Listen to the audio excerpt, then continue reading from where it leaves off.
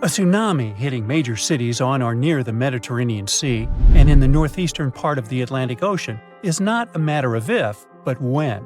It is scary and surreal to think that places like Cannes or Barcelona could suddenly get slammed by a huge wave, but the fact is, European coastlines are in active tectonic areas.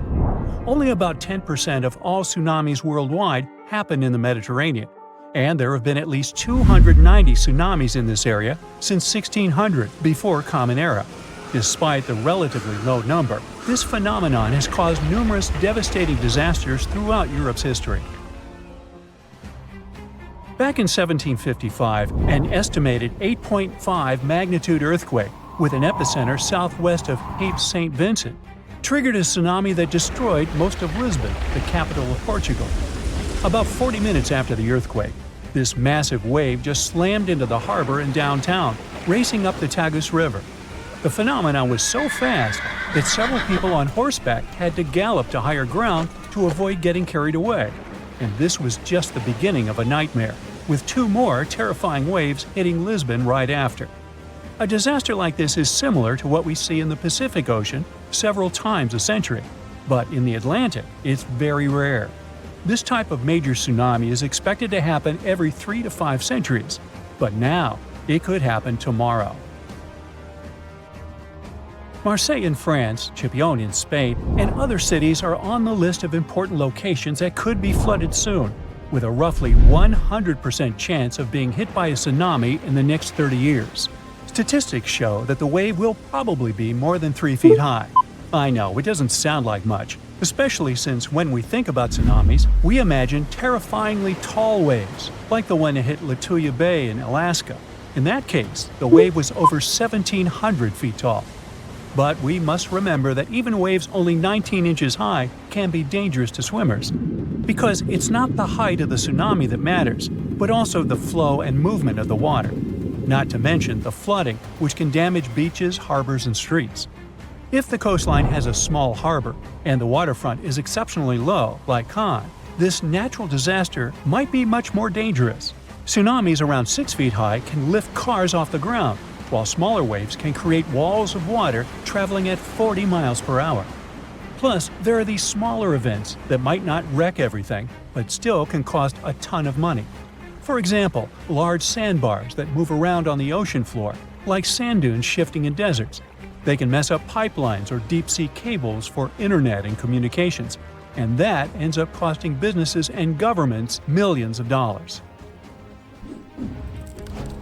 That's why organizations like UNESCO are worried about the possibility of a dangerous tsunami hitting Europe soon. So they're doing everything they can to prevent apocalyptic scenarios, like what happened in 2004 when an earthquake off the coast of Sumatra, Indonesia, caused waves over 100 feet high in coastal communities, resulting in over 200,000 lives lost. And let's not forget about 2011, when an earthquake off the coast of Tohoku, Japan, triggered a tsunami that reached about 6 miles inland and caused a major nuclear accident at a power station along the coast. Over 16,000 people lost their lives in that tragedy, and the event resulted in billions of dollars in infrastructure damage. These disasters were huge wake-up calls, and we've come a long way since 2004. We're much safer today, largely because the tsunami warning system is highly effective at quickly detecting this dangerous situation. Unlike many other natural phenomena, a tsunami can be anticipated. We may only have a few minutes to act, but if we all know what to do, many lives can be saved. And in most parts of the world, sirens are commonly used to alert people to tsunamis. To sound the siren as early as possible, initial tsunami alerts usually rely only on seismic data. First, specialists receive information about an earthquake.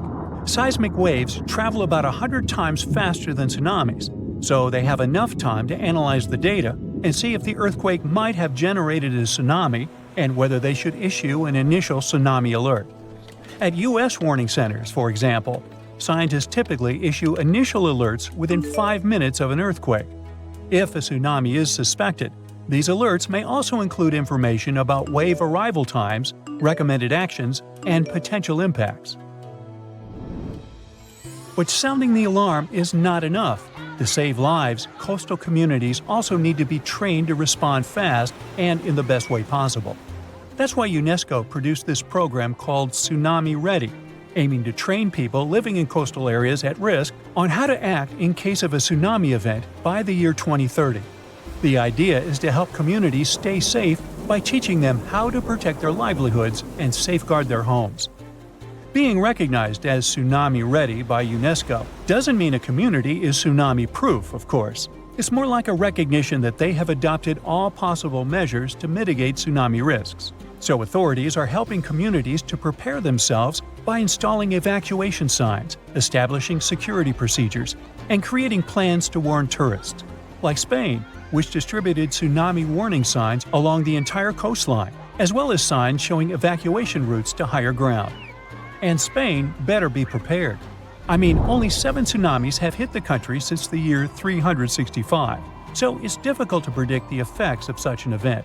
But they could be devastating, considering that Spanish coastal areas are so economically important. There's also a danger zone in the Averroes Fault, beneath the Abhorrent Sea. If an earthquake happens at this point, people will have only 21 minutes to escape a tsunami. UNESCO has also established 12 tsunami warning centers, which cover Europe as well. This initiative involves 5 centers located in the Mediterranean and Northeast Atlantic regions. These centers can save thousands of lives because they monitor ocean disturbances 24/7. Then, after analyzing the threat, they send out messages based on the event's potential to cause a tsunami. The intensity scale ranges from no effect to completely devastating. And by that, they understand that nearly all brick buildings could be demolished by waves, and even the most reinforced concrete structures could suffer heavy damage. Now, so far, we have mostly talked about tsunamis caused by earthquakes along converging tectonic plate boundaries. In fact, earthquakes have accounted for over 80% of tsunamis since 1900. But tsunamis can also result from landslides, volcanic eruptions, and even meteorite impacts. Experts are also worried that with the current changes in climate, we might see more of mega-tsunamis popping up in the Mediterranean. These ones are triggered by freaky weather conditions and can mess with any coastline that's got a shallow seafloor. They might not be as huge or famous as the earthquakes ones, but they can still cause significant property damage and put people in danger. For instance, in 2006, a mega-tsunami struck the harbor of Ciutadella on the Spanish island of Menorca. Yachts were tossed into each other and later stranded on the harbor floor as the water receded, resulting in tens of millions of euros in damage. Unfortunately, mega-tsunamis in the Mediterranean tend to be stronger during summer, so if you're planning to spend your vacation in Europe, stay alert for any signs of dangerous waves. If you suddenly encounter a tsunami moving in your direction, remember this is the time to react. Move to higher ground as far inland as possible. Pay special attention to any emergency alerts and information, and follow the guidance of local authorities. Most importantly, do not wait around taking photos. Leave the area as soon as you notice any signs of this danger event, or if you hear an official tsunami warning. Hey, stay safe. July 17, 1998. It started like a usual quiet evening in the villages along the north coast of Papua New Guinea. Then, at 5:49 p.m., the ground shook violently. Suddenly, a 7.0 magnitude earthquake struck. It sent shockwaves through the region. Walls cracked, homes trembled, and the earth beneath the villagers' feet shifted and twisted. It lasted for 19 seconds, with a depth of 19 miles, and seemed like a typical earthquake. And while it caused some damage, this wasn't the kind of destruction that screamed doom. So, people were tricked. They thought it was over. They didn't know that the worst was still coming. Then some villagers noticed mysterious lights. It began with a flash of red light along the horizon, a streak that looked like fire. It appeared shortly after the initial earthquake, stretching across the northern sky above the ocean. It flared brilliantly, then vanished in an instant. What could it have been? People started speculating whether it's a warning about something or just sunlight reflecting strangely. But just as it disappeared, it was followed by a loud booming sound from the sea. No one knew what that meant, and some villagers went to the beach, curious to scan the views. What they noticed there chilled them to their core. The ocean looked wrong. The water wasn't calm. It churned, bubbled, and boiled in an eerie, unnatural way. That's when they saw it. A massive wave building in the distance, rushing toward them with terrifying speed. Panic spread like wildfire. People climbed trees, pushed boats into the lagoon, hoping to escape the approaching monster. Unfortunately, it was too late. The first wave hit with unimaginable force and swept away entire villages in an instant. The debris was scattered around, trees were uprooted, buildings were displaced up to 160 to 200 feet inland. Even decades later, some of these affected villages can't be accessed by roads. At the same time, another strange phenomenon emerged. Many people described a red glow at the crest of the tsunami, as though the wave carried fire in its peak. They described an eerie glow as the wave approached the shoreline, a deep and unearthly hue, visible even from far-off places like Itape. And this was only the beginning. 2 more waves followed in quick succession. The second one was the most horrifying, from 33 to almost 50 feet high. By the time the ocean finally receded, the coastline was unrecognizable. After the waves had ravaged everything, leaving villages in ruins, the sky put on one final display. Survivors described a yellow or yellow-red glow illuminating the sky over the ocean. One man who survived by climbing up a tree saw the glow lingering over the horizon, stretching toward the direction of Arap and Itape. At Malol, the Sisters of the Mission looked out to the sea and were stunned by the surreal calm of the golden water. It was still as glass and lit by this unearthly glow.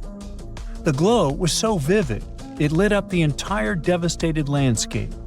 Luckily, this allowed survivors to begin searching for their missing loved ones. A lot of people believe these lights were supernatural, an omen of sorts. This event ended up being catastrophic, sudden, and unpredictable.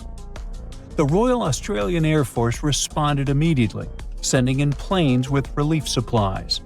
People started an investigation. What exactly caused this disaster? Turns out, this tsunami wasn't like most others. Tsunami waves are very different from regular ones. We usually imagine huge breaking waves next to the beach. But they might first look like the water is rushing away from the shore. Stay vigilant because this is a warning sign. The water will come back very quickly and rise like a massive tide, often with devastating force. Rarely they come alone. They often arrive in a series, destroying everything along the coastline. They happen when a large amount of water in the ocean or a big lake gets suddenly pushed out of place. The main causes are usually earthquakes, which happen when the Earth's tectonic plates shift suddenly under the ocean. They start lifting or lowering the seafloor, and this pushes the water above it, causing huge waves. This tsunami in Papua New Guinea was completely different though. At first, scientists thought that it was caused by the Australian and Pacific tectonic plates slipping against each other. But it turned out that the earthquake itself wasn't the problem. It really was pretty small. However, it had triggered a massive underwater landslide. When the seabed shifted, it pushed away an insane volume of water. The waves reached almost 50 feet high, like a 4-story building. That's how we realized that even small earthquakes can actually cause massive tsunamis via underwater landslides. What's even worse is that tsunamis like this can happen with little or no warning, simply because the earthquake alarms don't go off. But what about that bubbling and boiling of water that people saw? Turns out, this was the release of underwater gases. Beneath the ocean floor, there are pockets of gas trapped in the sediments. For example, methane, which is often found in oil and gas fields. or hydrogen sulfide, a gas that smells like rotten eggs. During the earthquake, the seabed probably cracked or shifted, releasing these gases into the water. This caused bubbling or boiling. The water might have heated in some areas. People mentioned that the waves felt hot and even stung their skin. The chemicals in it most likely made things even worse, irritating their skin. These gas eruptions might also have played a role in making the tsunami stronger. Maybe they were the ones that loosened the sediments that caused the underwater landslide, or pushed the water up when the gas escaped. It's like shaking up a bottle of soda. If the pressure releases suddenly, it causes a huge reaction. But what about the strange lights? Well, that's more complicated. There's a phenomenon called earthquake lights. They happen all around the world, flashes, glows, or aurora-like effects. Although they're usually white, bluish, or even multicolored. Sometimes these lights last seconds, sometimes up to tens of minutes, at any point in an earthquake. If we go by their description, then the first red flash could have happened because of electricity. Earth's crust is full of quartz and similar stuff that can release electricity under pressure. When the earthquake shook the ground, all that electricity traveled up into the air. Gases from before could have helped here. They could ignite or interact with charged particles in the air, making the lights even brighter. As the wave continued to churn up sand, rocks, and debris, the intense pressure and movement could have released more sparks. This could cause the fire-like lights at the wave's crest that people noticed. Finally, the yellow light could have been all these electricized gases rising into the atmosphere. Methane and other gases interacted with Earth's magnetic field and created something like aurora borealis. But these are all speculations. The most heartbreaking part of the story is that tragedy in Papua New Guinea was preventable. Scientists knew the tsunami was coming, though it arrived earlier than they expected. The first wave struck between 10 and 25 minutes after the earthquake, about 5 minutes earlier than models showed. That means that it started somewhere close to the shore. The reason no one evacuated in time was simple. Local people didn't have a tsunami warning system or even enough knowledge about tsunamis to understand that an earthquake might lead to one, or why the water was acting weird. Things like that haven't happened in Papua New Guinea in over 60 years. But this was a wake-up call. From this immense tragedy came lessons and resilience. A year after the disaster, all the surviving locals watched a documentary that explained what had happened and taught them what to do if it ever happened again. This effort saved lives because the story did happen again. A similar earthquake and tsunami struck the nearby island of Vanuatu in November 1999. But this time, the villagers were ready. They remembered what they had seen in the film. Instead of panic, they acted quickly, and luckily, hundreds of lives were saved. Now, tsunami warning systems are everywhere in developed areas. They can send alerts to people via sirens, text messages, or broadcasts as soon as a potential tsunami is detected. Hey, can you lift a truck with your hands? No? Shocker. But let me introduce you to nature's original strongman, the ocean, which casually tossed 700-ton boulders around like they were pebbles during a mega-tsunami that hit Africa thousands of years ago. This wasn't just a bad day at the beach. This mega-tsunami was so powerful, it made the 2004 Indonesian and 2011 Japanese tsunamis look like kiddie pool splashes. Now, to give you an idea of how terrifying regular tsunamis already are, the Japan tsunami produced waves 133 feet tall. The Indian Ocean tsunami was slightly smaller, but it took over 200,000 lives across many countries. Now imagine something way worse. You see, for a long time, scientists thought waves that big were just science fiction. But then they found these enormous boulders, massive chunks of rock, flung far inland, and did the math. It turns out only waves around 800 feet tall could have pulled off that kind of rocky vandalism. And the culprit? A volcano that literally fell apart into the ocean and triggered one of the most powerful tsunamis Earth has ever seen. Usually, tsunamis are blamed on underwater earthquakes, tectonic plates getting into slap fights. But volcanoes? Oh, they've got tsunami potential too. In 1883, for example, a volcano in Indonesia named Krakatoa erupted for 6 months non-stop until it exploded, and the explosion was heard all the way in Australia. This triggered many tsunamis, some almost 100 feet tall. Still, that was more like a toe dip compared to the full cannonball from the mega-tsunami. Back in ancient times, the volcano that crumbled during the mega-tsunami was huge, and it didn't just fall apart. It lost a chunk that was 10 times the size of Mount Everest. 10 Mount Everests. It was like the Earth wanted to see what would happen if we threw a mountain into the ocean just for fun. It was so massive that when the entire side of the volcano belly flopped into the Atlantic, it created waves that could cover the Statue of Liberty 3 times. It also destroyed an island more than 30 miles away. The volcano behind this real-life Michael Bay scene was called Fogo, located on, you guessed it, Fogo Island. This island is basically just a whole single volcano that rose from the sea thanks to a magma hotspot, a place in the ocean where a lot of magma escapes and erupts like an underwater volcano.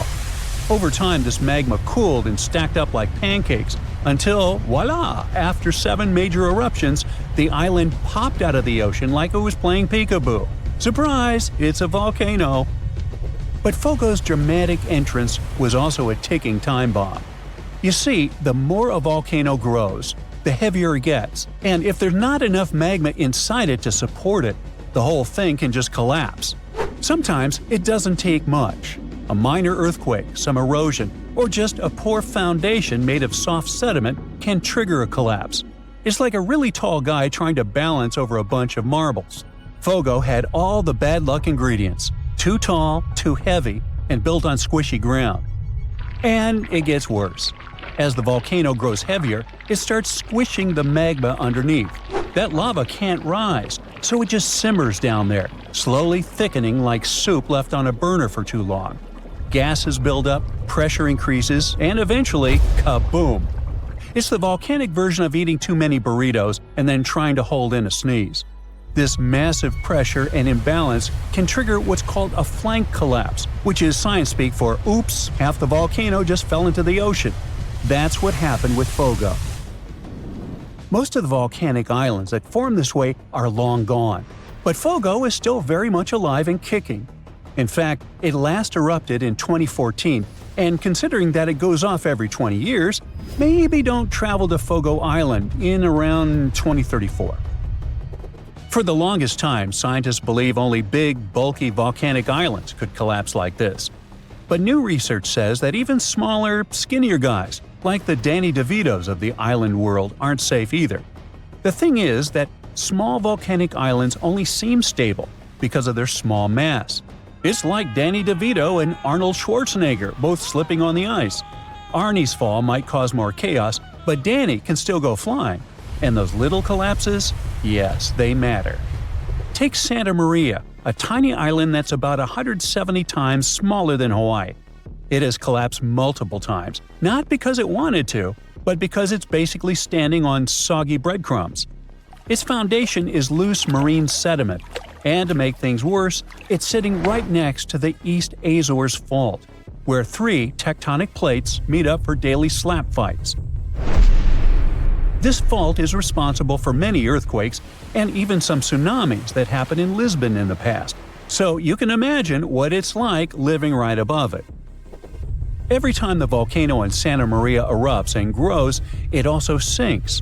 But when a chunk collapses, it bounces back up like a buoy. This seamount to island again roller coaster means that Santa Maria has popped in and out of the ocean like a submarine playing peekaboo. And with every peak comes a potential tsunami. Another volcano with similar trust issues is Pacaya, located in Guatemala. Between 2011 and 2013, scientists spotted strange movements in the soil. tiny shifts that suggested something underneath was getting restless. Sure enough, in 2014, Papua erupted. Luckily, it didn't collapse, but that risk still looms, especially if magma gets trapped in it like it did with Fogo. The consequences could be explosive, literally. In fact, about 1,000 years ago, Papua experienced a collapse that sent debris avalanches more than 15 miles away. Since then, it's rebuilt itself like a fiery phoenix, but it could still crumble again. That's why volcanologists obsess over the tiniest wobbles. It's not paranoia if the mountain really might fall. Now you might be thinking here, okay, but that was the past. Surely that kind of ridiculous mega-tsunami collapse can't happen again, right? Well, welcome to the 21st century. Islands like Hawaii, La Palma in Spain, and various parts of the Caribbean are sitting on the same kind of geological whoopee cushions. All it takes is the right combo: loose foundation, steep slopes, maybe some trapped magma, and boom, flank collapse. In fact, it's already happened recently. In 2018, Anak Krakatau, the volcanic baby of the infamous Krakatoa, lost a big chunk of itself during an eruption. It caused a tsunami, but it was more awkward than devastating, like a volcano losing its pants on stage. Embarrassing, but survivable. But that's just amateur hour compared to history's real showstoppers. Ritter Island's 1888 collapse was so intense that the island literally got shorter. It went from being more than 2,000 feet tall to a mere 460 feet. But the record holder is the legendary Latua Bay megasplash from 1958, where a 7.8 magnitude earthquake triggered a massive landslide that sent a wave taller than the Empire State Building roaring through Alaska at highway speeds. Strangely enough, only 5 people lost their lives here, but on the other hand, the destruction path it left behind can still be seen today, all the way from space. Melting glaciers and ice caps can make volcanoes collapse too. When they melt, there's a sudden decrease in pressure on Earth's crust that can destabilize entire volcanoes. It's called isostatic rebound. It's like suddenly yanking a chair out from under someone who's been sitting still for centuries. Whoops. Also, here's something you probably never thought you'd worry about on your island getaway. Some volcanic islands grow outward as lava pours into the sea, creating unstable platforms known as lava deltas. These deltas can collapse without warning, taking newly formed land, and sometimes tourists too, right back into the ocean. No pressure though, just thought, maybe you want to stay off steaming new land. So yeah, next time you're lounging on a beachy volcanic island thinking, wow, this place is paradise, just remember, it might also be a ticking geological time bomb with a flair for the dramatic. From ancient mountain-sized cannonballs to surprise lava deltas, volcanoes have a history of keeping things spicy.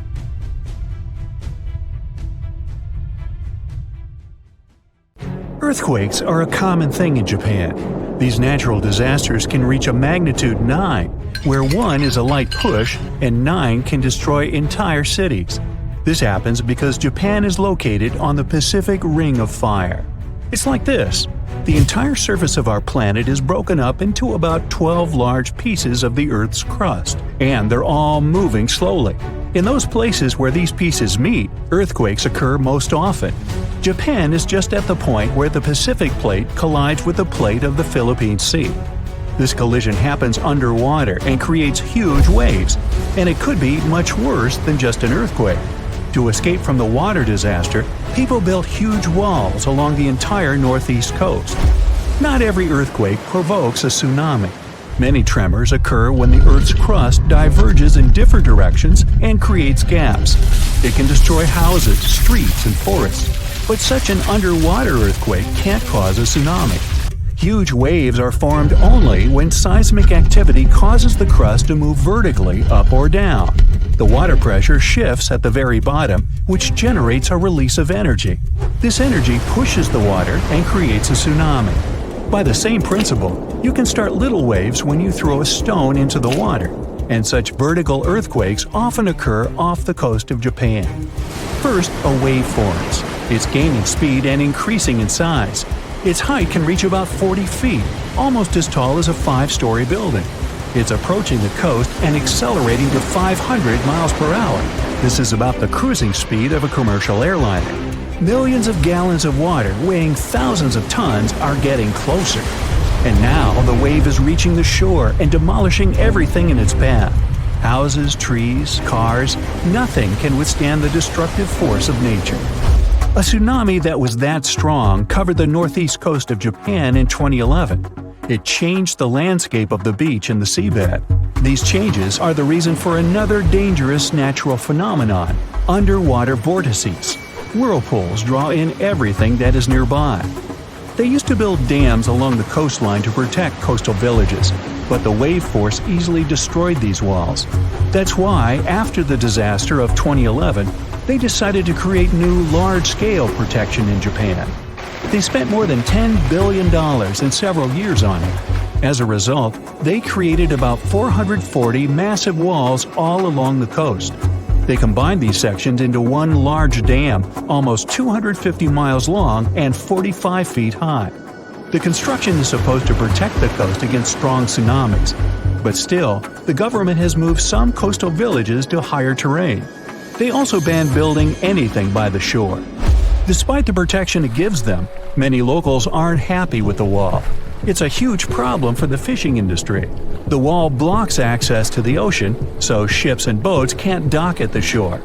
Some people are unhappy that their windows now face the concrete wall instead of the blue ocean.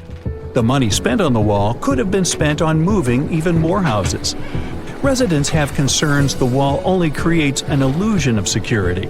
A giant wave can crash into it at great speed and break it into pieces. And these concrete parts can cause even more destruction. Some scientists agree with this opinion.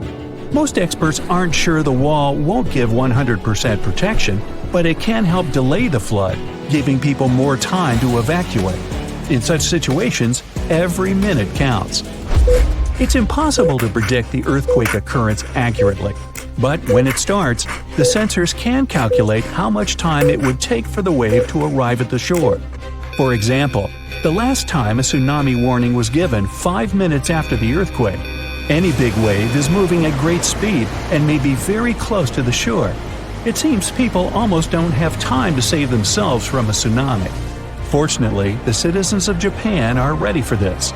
They regularly take part in tsunami evacuation drills. They learn how to act correctly during a coming flood.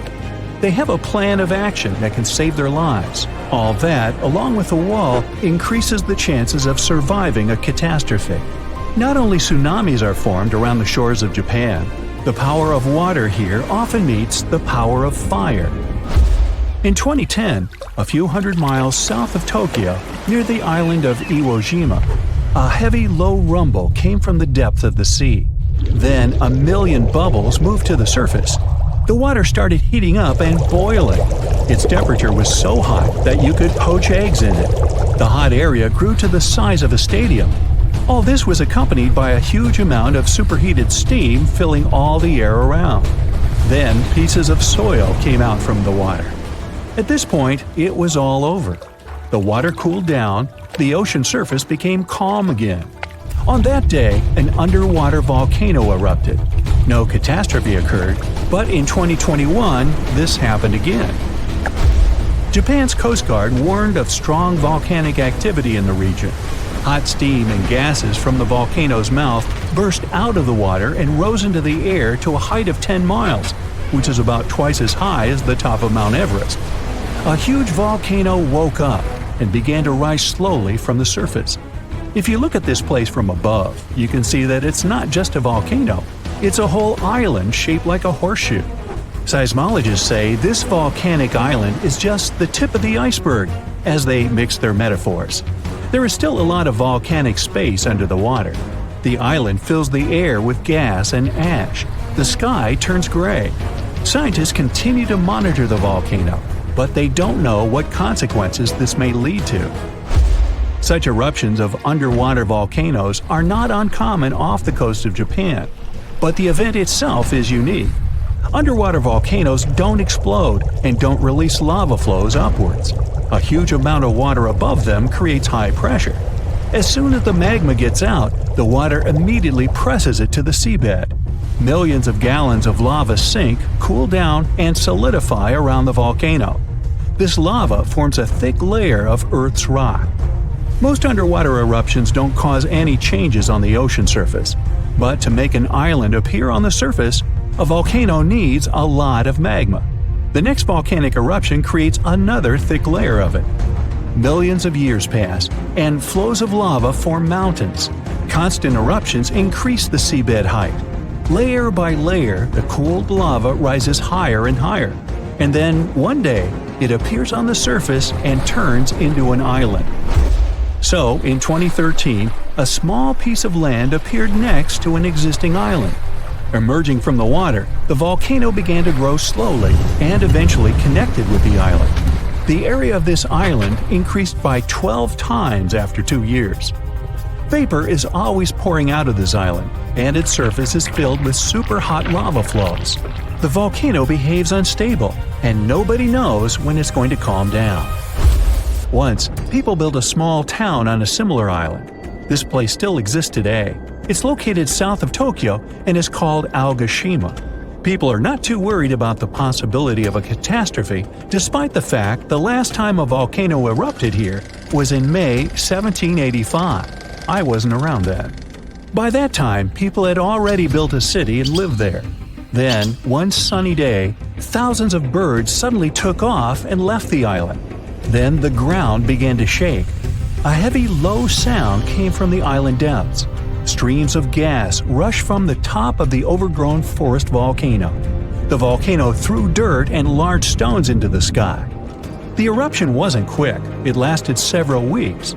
More than 200 years have passed since then, and the volcano is still sleeping. They rebuilt the city. Now this place looks like a dream. That's probably the reason why people don't want to leave it. Despite the risk of a new eruption, they continue to live and work here. There are many thermal springs. The island also has rich soil, and the waters around are full of fish. The volcano may wake up at any moment. Fortunately, meteorological and seismological services monitor the volcano activity. So, any guesses? A tsunami can travel unnoticed in the deep waters at the speed of 500 miles per hour, crossing an ocean in less than a day. When it approaches land, a tsunami will slow to about 20 miles an hour and begin to grow in height. Most of these waves are less than 10 feet high when they hit land, but they can reach more than 100 feet high, about 2 times as tall as the Hollywood sign. When a tsunami comes ashore, areas less than 25 feet above sea level and within a mile of the sea are in the greatest danger. But sometimes, tsunamis can go 10 miles inland. If you're by the coast and feel a strong earthquake, especially one that lasts for more than 20 seconds, that could be a major red flag that a tsunami is on the way. Keep an eye out for sudden changes in the sea level.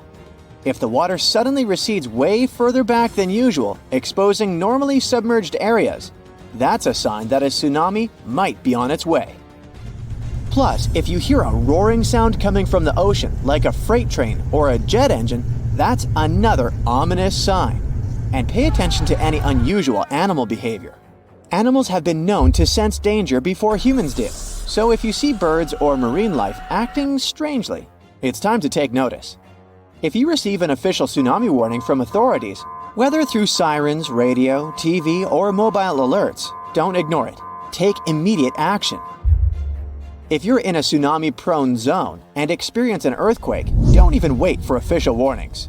As soon as it's safe to move after the shaking stops, head to the nearest elevated area promptly to ensure your safety. Practice evacuation routes before a real disaster. You might have to follow this route at night and in terrible weather. If you know it well, you'll need to do less thinking in an emergency, which can be life-saving. Talk about tsunamis with all your family members. Everyone should know what to do to minimize fear and win some precious time. Don't store your important papers and valuables in low-lying areas.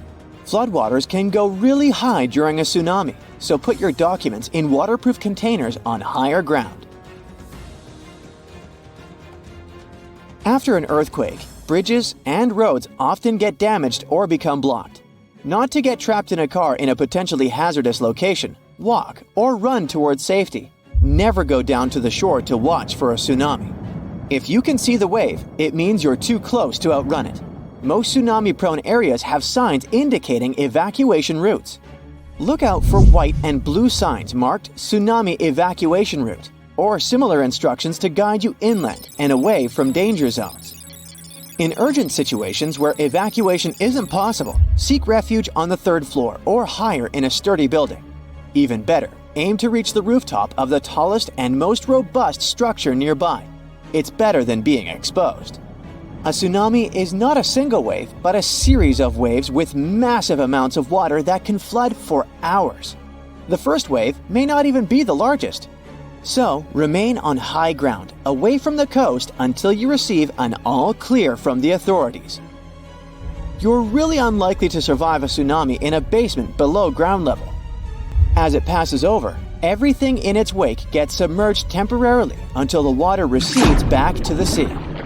If you're in a basement during a tsunami, you might get crushed by collapsing buildings or swirling debris.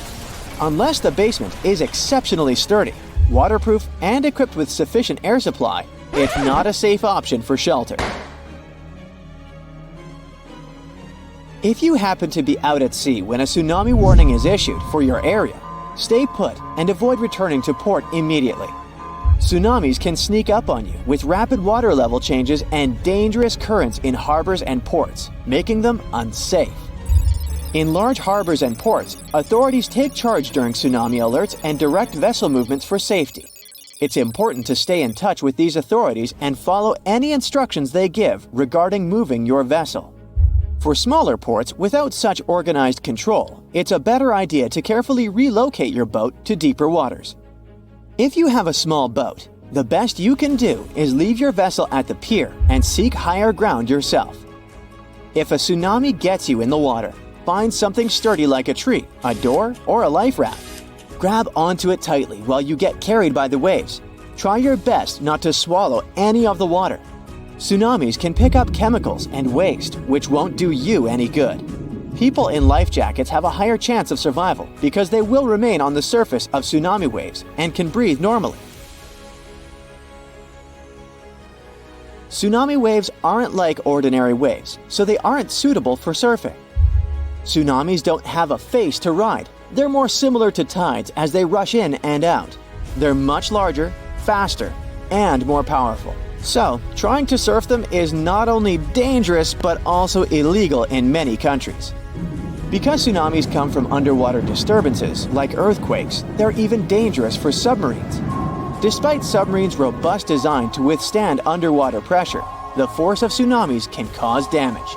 Tsunamis also generate strong currents that can mess up a submarine's ability to navigate effectively.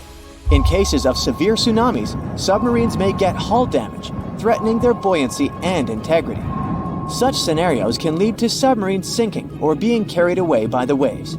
That's why submarines operating in tsunami-prone areas must be extra careful and equipped to respond swiftly if this sea monster strikes. Scientists still can't predict tsunamis, but they can use their expertise in seismology and historical tsunami data to identify earthquakes likely to trigger tsunamis and issue warnings. They gather crucial data from seismic and water level networks worldwide, which enables them to swiftly assess earthquake characteristics such as magnitude, location, and depth. Utilizing this information, they determine whether an earthquake has the potential to generate a tsunami and decide on issuing tsunami advisories. For regions like the US and Canada, warning center scientists can typically issue preliminary messages within 5 minutes of an earthquake. These messages include alert levels, earthquake details, threat evaluations, anticipated wave arrival times, recommended actions, and potential impacts. On the 26th of December 2004, early in the morning, an enormous earthquake shook up the ocean floor near the Indonesian island of Sumatra. This seismic event unleashed a monstrous series of waves, tsunamis, that spread out across the Indian Ocean, reaching as far as East Africa over the next 7 hours. These waves were towering walls of water, some reaching a height of over 30 feet. when they slammed into the coastlines of countries like Indonesia, Sri Lanka, India, Maldives, and Thailand. The devastation was catastrophic. Over 200,000 people lost their lives in this most devastating tsunami on record. And it wasn't just the immediate impact.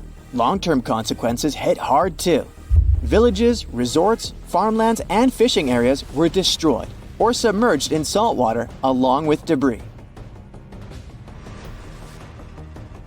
Japan is one of the most earthquake-prone countries in the world because it's located on top of 4 converging tectonic plates that constantly interact with each other. After a terrible tsunami in 2011, the country started a colossal project dubbed the Great Wall of Japan. With a jaw-dropping price tag of around $13 billion, this wall goes from the north to the south of the country. The goal is to safeguard coastal towns from future tsunamis, buying its people precious time to save themselves. Some locals worry that this towering structure will sever their deep-rooted ties with the sea. They fear losing touch with the ocean's rhythms and cues, which are crucial for spotting upcoming disasters. But for many coastal towns, the wall is a lifeline, giving them hope for rebuilding shattered lives post-disaster.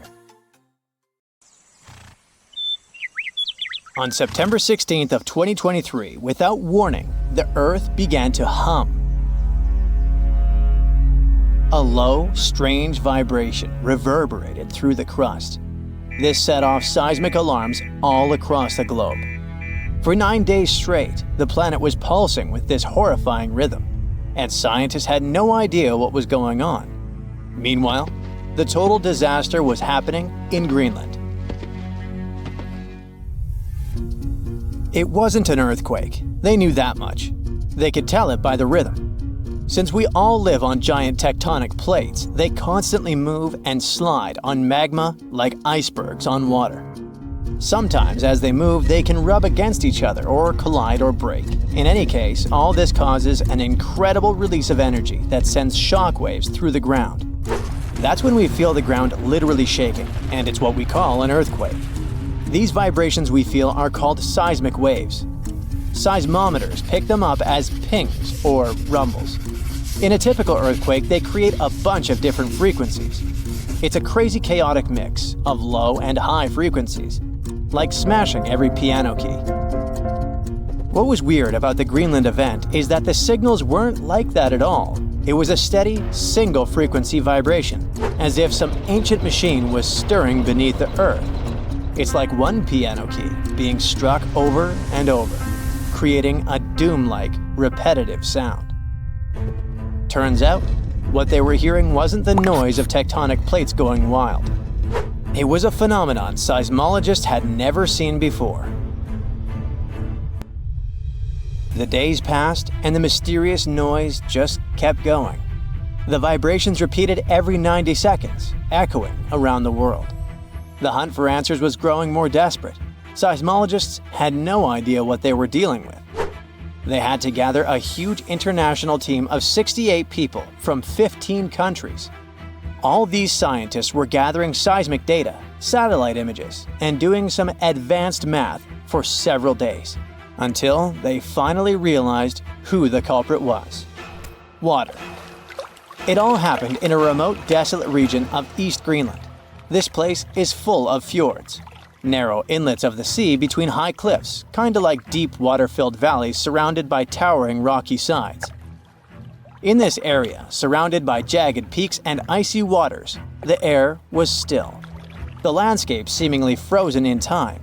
Nothing here changed much for years. Until one day. A colossal landslide has unfolded in the Dixon Fjord. One of those steep mountainsides towering over the fjord at almost 4,000 feet high collapsed in a massive landslide. Picture a huge chunk of this mountain crumbling and crashing down into the fjord below. This sent a deluge of rock and ice crashing into the water. The impact was just apocalyptic, 882 million cubic feet of debris. That's enough ice and rock to fill 10,000 Olympic-sized swimming pools, or 10 Great Pyramids of Giza.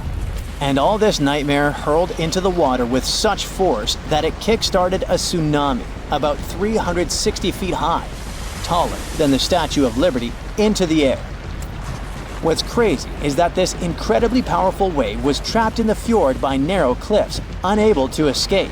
It's like water sloshing in a closed bathtub. For 9 days, the mega-tsunami continued to churn through it. That's why we heard this endless hum. It was a rhythmic back and forth of the water slamming against the walls.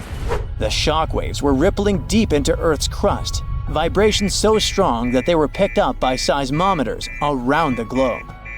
This was a phenomenon so rare, so unprecedented, that it left scientists stunned. It turned out to be a perfect storm of elements. A glacier, weakened by years of warming, could no longer bear the weight of the mountain above. This collapse was inevitable, and the chaos literally shook the Earth to its core. And people often hang out in this area with cruise ships passing by. We're lucky that no lives were lost in the disaster. It was a close call though. A tourist ship stranded in the area just 2 days before narrowly escaped the tsunami's reach by pure luck. But it doesn't mean there were no losses. The waves destroyed a nearby Inuit site, which was there untouched for over 200 years. They also swept away the huts at a research station that were about 43 miles away. The vibrations traveled from Greenland to the South Pole in less than an hour. That just shows how dangerous events like this can be. And this isn't the only place where such catastrophes are happening. In the beautiful California community of Rancho Palos Verdes, the ground is shifting so quickly that it's tearing homes apart. The land there has always been kinda unstable. It has some unique geology. It's built on soft, clay-rich soil and sits on a geological fault line, which makes it prone to landslides. This means that this land is prone to slow natural shifting over many years, even when no crazy weather is happening. It's been like this for decades, but usually it's slow and pretty manageable, like about a foot a year. Imagine a tree that you played with as a kid moving 20 feet to the left as you grow up. For decades, residents adapted. They built their homes on adjustable beams. This helped the houses to move with the land, and that strategy worked well until now. Recently, things have been getting much worse in the community. Now, the land is moving by a foot in a single week. That would be like if the same tree moved almost 960 feet since you were a child. The past 2 years have also caused some heavy rains, and the weather has been getting worse. This increased water content in the soil. The land became heavier and more prone to rapid movement. Now, this once idyllic seaside escape turned into a disaster zone. Cracks have appeared in closets, gardens, and roads, growing larger with each passing day. Streets that were once smooth are now buckled and twisted, with roads turning into a crazy theme park. Houses that once stood firm are being ripped from their foundations, some of them split in half. One of the houses had its front door 8 feet off the ground. Entire neighborhoods have been plunged into chaos. Utility companies had to switch off gas and electricity indefinitely to prevent potential disasters. The hardest hit is the coastal neighborhood of Portuguese Bend, where residents are living on the edge, literally. It always had amazing ocean views and cool sea breezes, with horses and peacocks still wandering the tree-lined streets. But now, it's like an earthquake hit. Only this time, the earth isn't stopping. For many, this place feels like paradise, if only the land would stop shifting beneath their feet.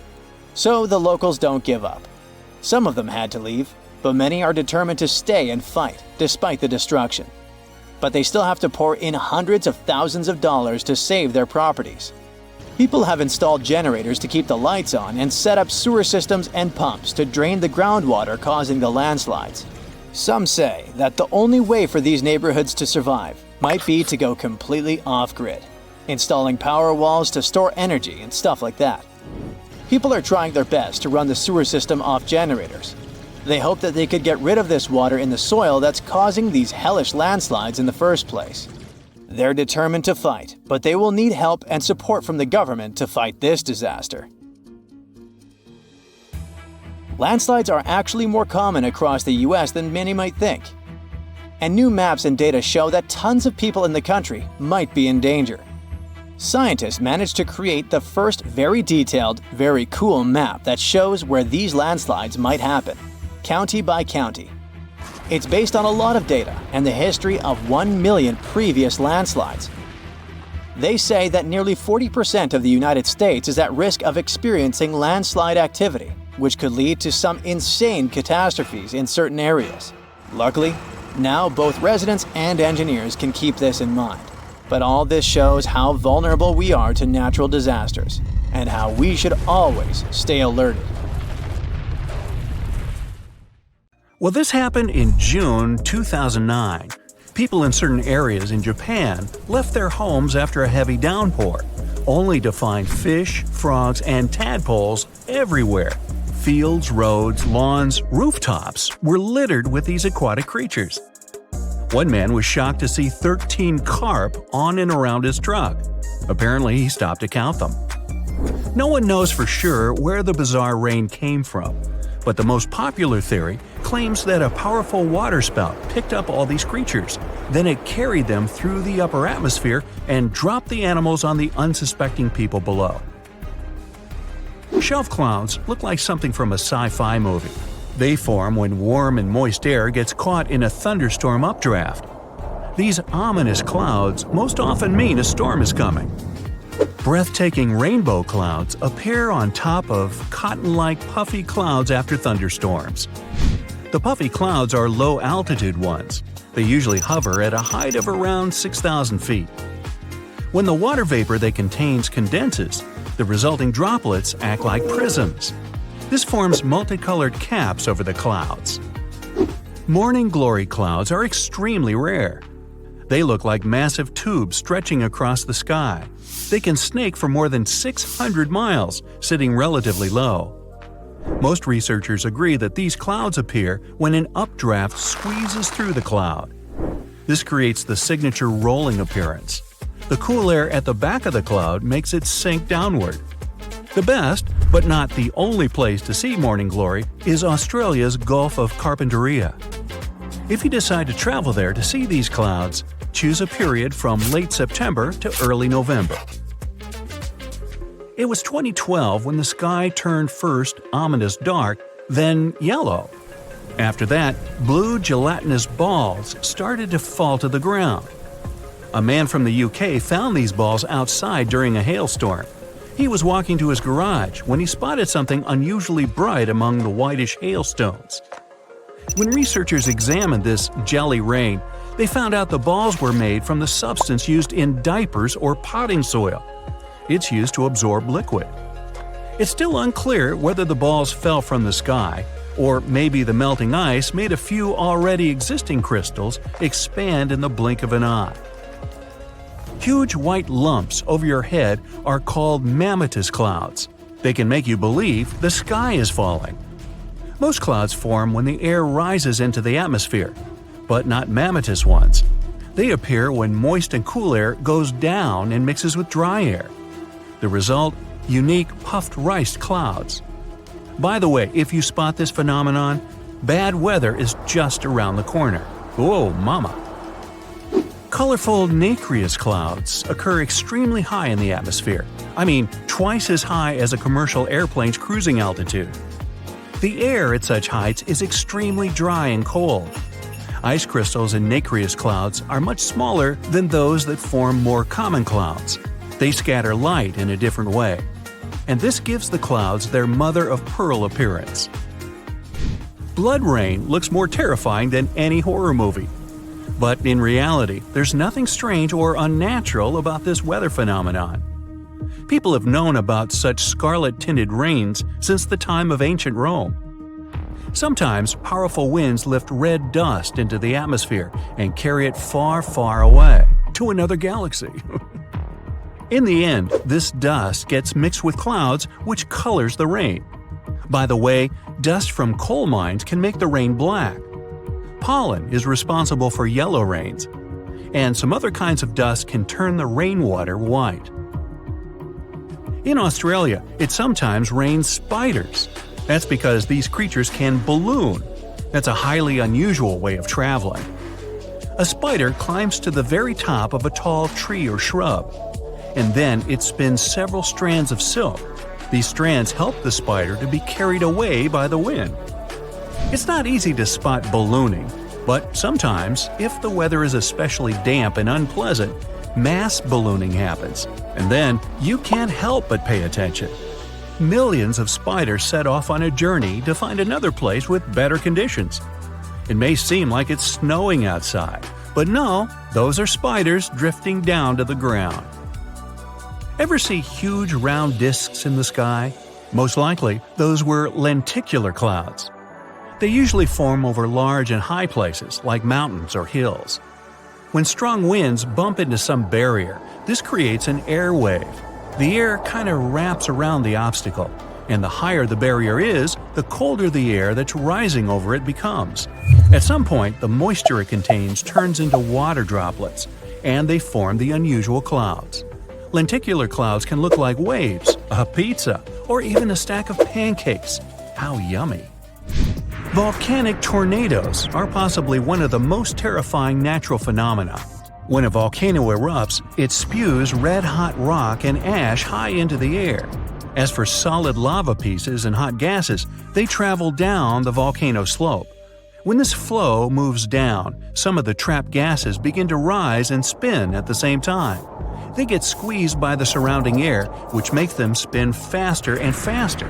That's how a volcanic tornado gets born. Luckily, this phenomenon has a very short lifespan. On March 19, 2018, the inhabitants of Alabama had to run for their lives.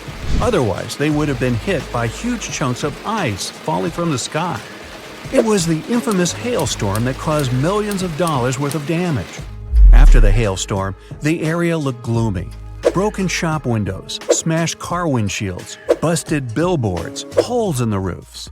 At least, researchers got excited when they found a hailstone near the town of Coleman. This softball-sized monster was more than 5 inches across. No wonder it set a new state record. Cylindrical snow donuts occur when a wind gust decides to make a snowball. It starts to roll some snow across a snowy area. If it were a real snowball, it would eventually become too heavy for the wind to move.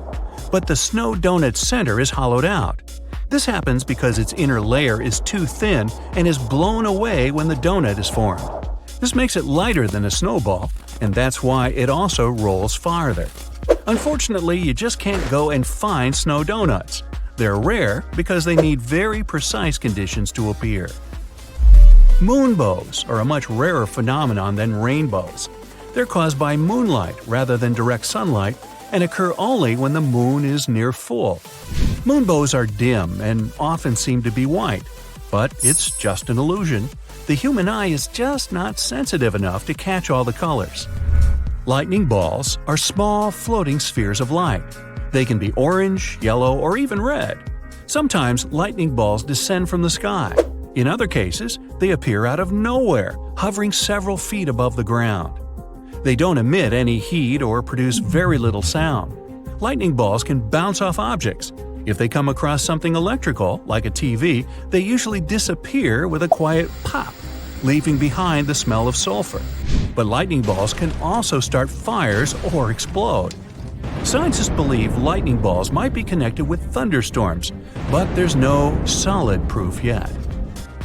Fog bows are almost white, pale blue on the inside, and faint red on the outside. You have higher chances of seeing a fog bow over the cold sea or ocean when warm air comes into contact with much colder air. This phenomenon also occurs when the sun is bright and the fog is thin enough for the light to get through. Pele's hair is thin lava threads. They look golden and pretty, but don't even think about picking them up. Yeah, they can harm you. The wind sometimes catches small droplets of lava coming from active volcanoes. These droplets get carried miles away from the vent. They get stretched into super-thin glass wires, also called hair lava. Some strands can be as long as 6 feet. In March 2018, those who looked up in the sky in northern Nevada saw one of the rarest and most bizarre clouds ever. It was a horseshoe cloud. Such a vortex happens when a flat cloud travels over a column of warm, rising air. This air not only gives the cloud its impressive shape, but also adds some spin to its movement. But you've got to be quick. Horseshoe clouds are very fleeting and usually last for only several minutes. Frost flowers bloom on young sea ice in the Arctic Ocean or on thin lake ice. They're fragile and delicate ice crystals. These structures grow during temperature changes. They draw moisture from the ice surface and rise, capturing bacteria and salt. You can find frost flowers in Antarctica too. But wherever these crystals grow, people know disappointingly very little about them. Still, they're awfully pretty. Hey, do you believe in folklore telltale signs that can help predict the weather? Actually, many of them even have a scientific backup. So let's dive in. You've probably heard this one at least once.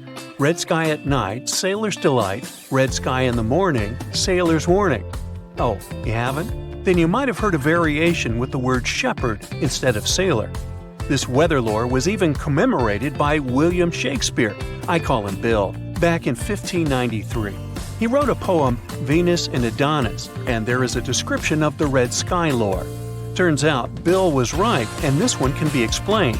The red sky appears when dust and small particles are trapped in the atmosphere by high pressure. When sunlight passes through the Earth's atmosphere, it splits into different colors of the spectrum and creates colorful skies. If there's a high-pressure system, it can trap dust and vapor in the atmosphere, causing blue light to scatter and leaving only red. So it can indicate that the weather will be clear and calm the next day, whereas a red sky in the morning can indicate a storm is on the way. How about another one with sailors? Rainbow in the morning gives you fair warning. Rainbow at night is a sailor's delight.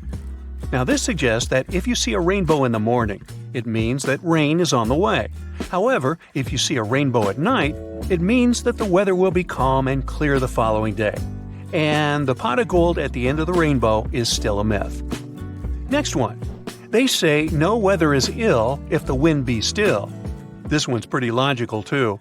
Calm weather conditions show us that the pressure is high in this area.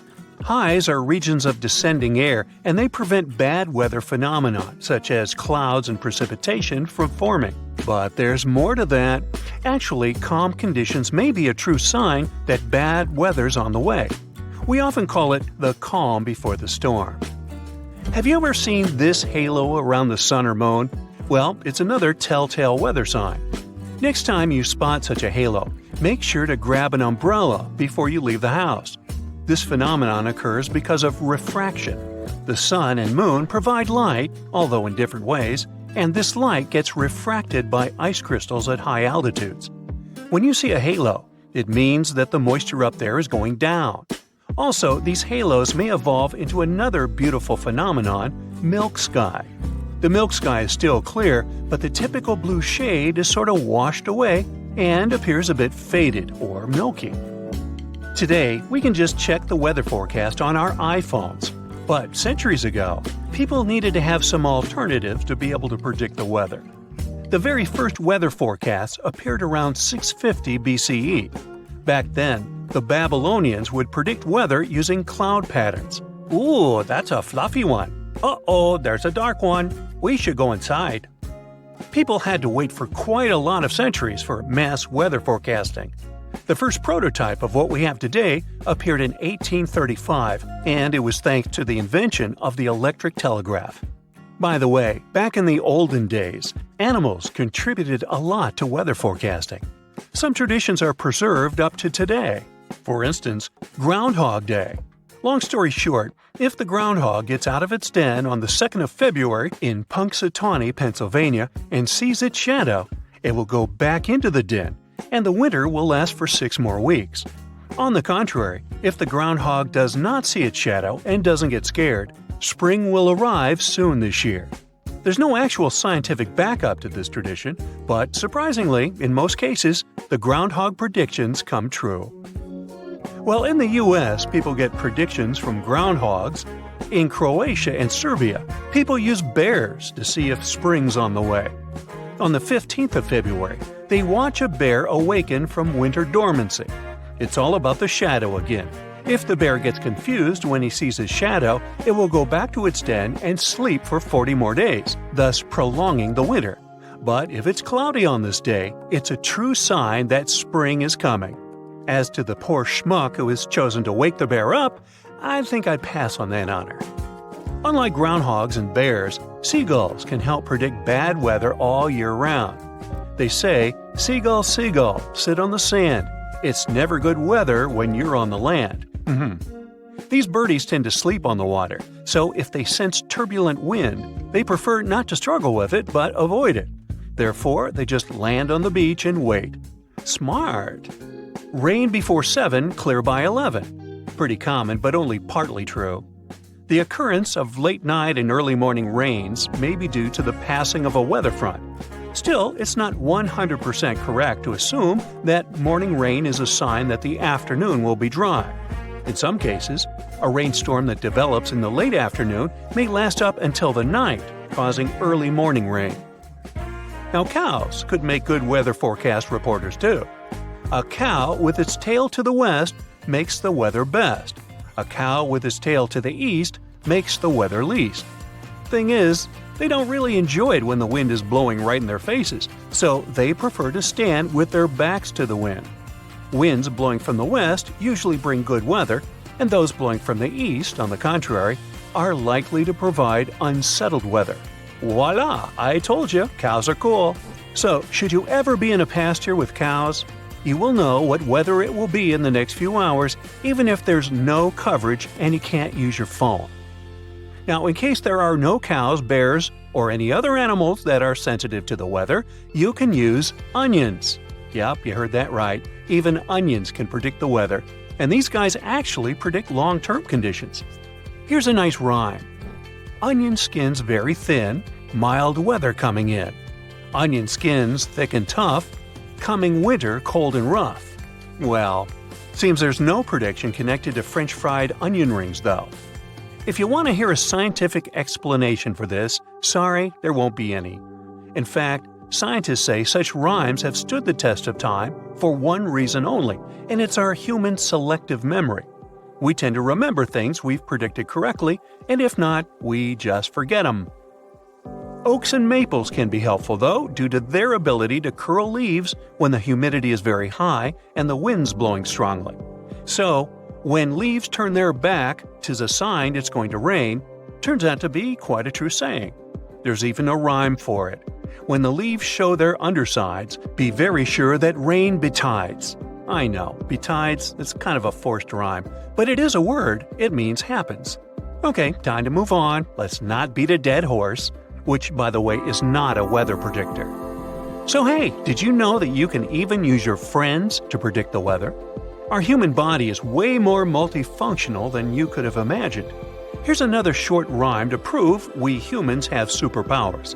For instance, our body can predict rain. I know ladies by the score whose hair foretells the storm. Long before it begins to pour, their curls take a drooping form. See? I bet you've noticed it many times and maybe even correlated that our hair may act weirdly when the humidity rises. It may expand in length due to humid air, and naturally curly hair may droop. Naturally straight hair, vice versa, may even curl up a bit. If you have blonde hair, you're even more potent at rain forecasting, as it's more sensitive to humidity. On to more precise predictions. Yeah, it's cool to predict the weather, but what about predicting temperature? You can tell the temperature by counting a cricket's chirps. These guys are quite accurate thermometers. When it's warm, they chirp faster. When it's cold, their chirps get slower. Now, here's what you need to do to get the temperature. Count their chirps for 14 seconds, and then add 40 to the resulting number of chirps. Now comes the disclaimer. Crickets only work in Fahrenheit. For Celsius, you'll need to do some extra calculations. While not all weather lures are accurate all the time, they can be a fun way to predict the weather and connect with nature. Meanwhile, my hair is turning frizzy, so I'll grab an umbrella. Imagine a 10-story high wall of water with a foamy white peak smashing into the shore. That's the mental image we all have when we think of tsunamis. But is it accurate? And if it is, why don't daredevil surfers ride them? That's a huge wave begging to be caught. Fear of heights, top speeds, because they choose life? Don't want to smack right into a building when that thing crashes into the shore and floods through the streets? But they're supposed to be daredevils. And how cool would it be if you, with your cheeks flapping in the wind, could ride that tsunami right into your 10th floor apartment? Just don't forget to leave the window open when you head out. No, seriously, where would anyone get the idea to surf a tsunami? I know where. Movies. All those disaster flicks depicting tsunamis as monstrous waves. It's like they cut that wave from a summertime fun surfer movie, pasted it into their own, and blew the image way up. And don't forget about that blue-gray filter. There we go, our disaster tsunami blockbuster is ready. Leave it to the filmmakers to overlook the details. Realistically, the difference between tsunamis and surfing waves is as ridiculously huge as that movie wave about to take out that skyscraper. You can surf on a massive wave, as long as it's the right kind. And that surfable kind can even be bigger than tsunamis. Some surfers ride them every year, but I'll get into that a bit later. So, what is the difference between this right kind of wave and tsunamis? Well, in surfing, every wave has a face or wall. That's the sweet spot each surfer looks for to ride down from. Like going downhill on a snowboard, only you aren't strapped to the board and there's always an avalanche behind you. And there could be sharks right under your feet, waiting to clean up whatever's left of you when you wipe out. Sorry, that got a little, terrifying. Surfing's fun, but I'll watch from the beach, thanks. Tsunamis aren't like this at all. Imagine a tsunami more like a giant tide that comes in a matter of minutes. Yes, the water will likely rise 30, sometimes 60 feet higher than it usually does, but it won't do it as a wave with that much needed wall. It'll be something like a hill of water that rolls in. Think of it like a giant gloopy lava traveling over the shore, only faster. No, even faster. Wait, that's even more terrifying than the shark thing. Never mind. For a normal surfable wave to appear, all you need is the wind to blow. Tsunamis, however, are born by some relatively rare events like earthquakes and underwater volcano eruptions. This is also where the difference in force is coming from. Tsunamis aren't always bigger than regular waves, but they are much more powerful. So every time they come, they tend to bring disaster with them. When an underwater earthquake happens, it produces unbelievable amounts of energy that literally punches the water. This energy has to go somewhere, and that somewhere is towards the shore in the form of a tsunami. In fact, next time you're doing the dishes and in need of some fun, you can make your own mini tsunami. Just place your hand fully underwater and move it up and down, even just a little bit. You'll see ripples on the surface. This is what happens in the ocean after an earthquake, but on a much larger scale. Tsunamis gain incredible speed from the ocean bed moving or shifting up to 200 miles per hour. So those things hit land going as fast as an arrow through the air?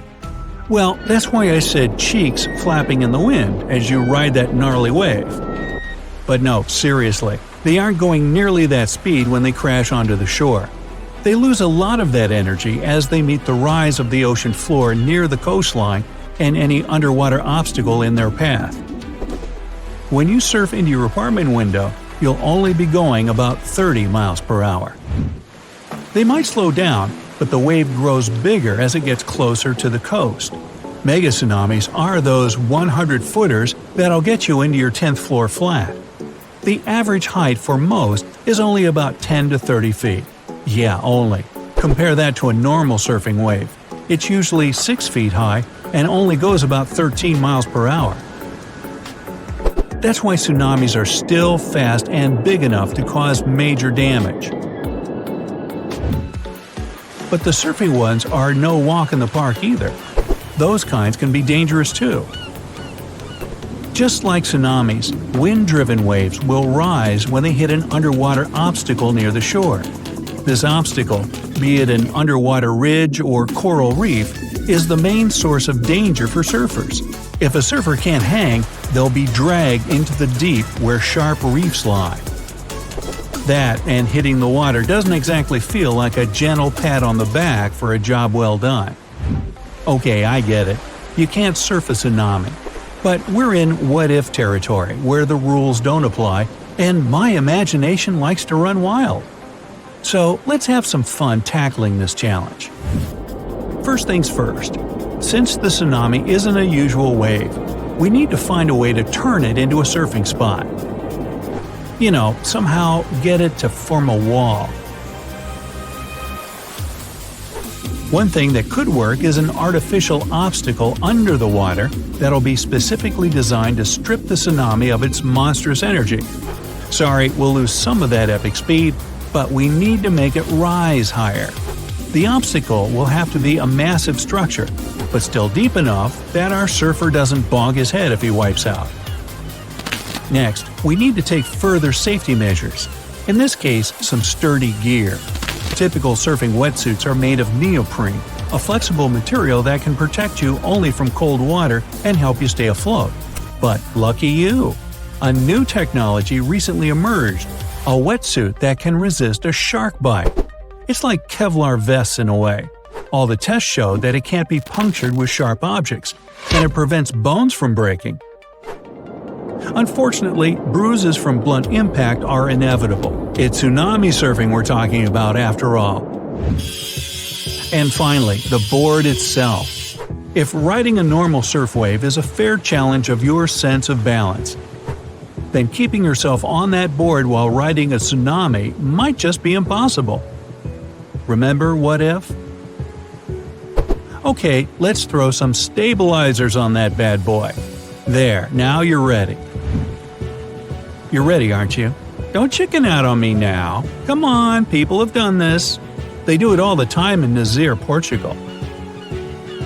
Well, they don't surf tsunamis, of course, but big wave pro surfers go there every year to challenge Nazir swell.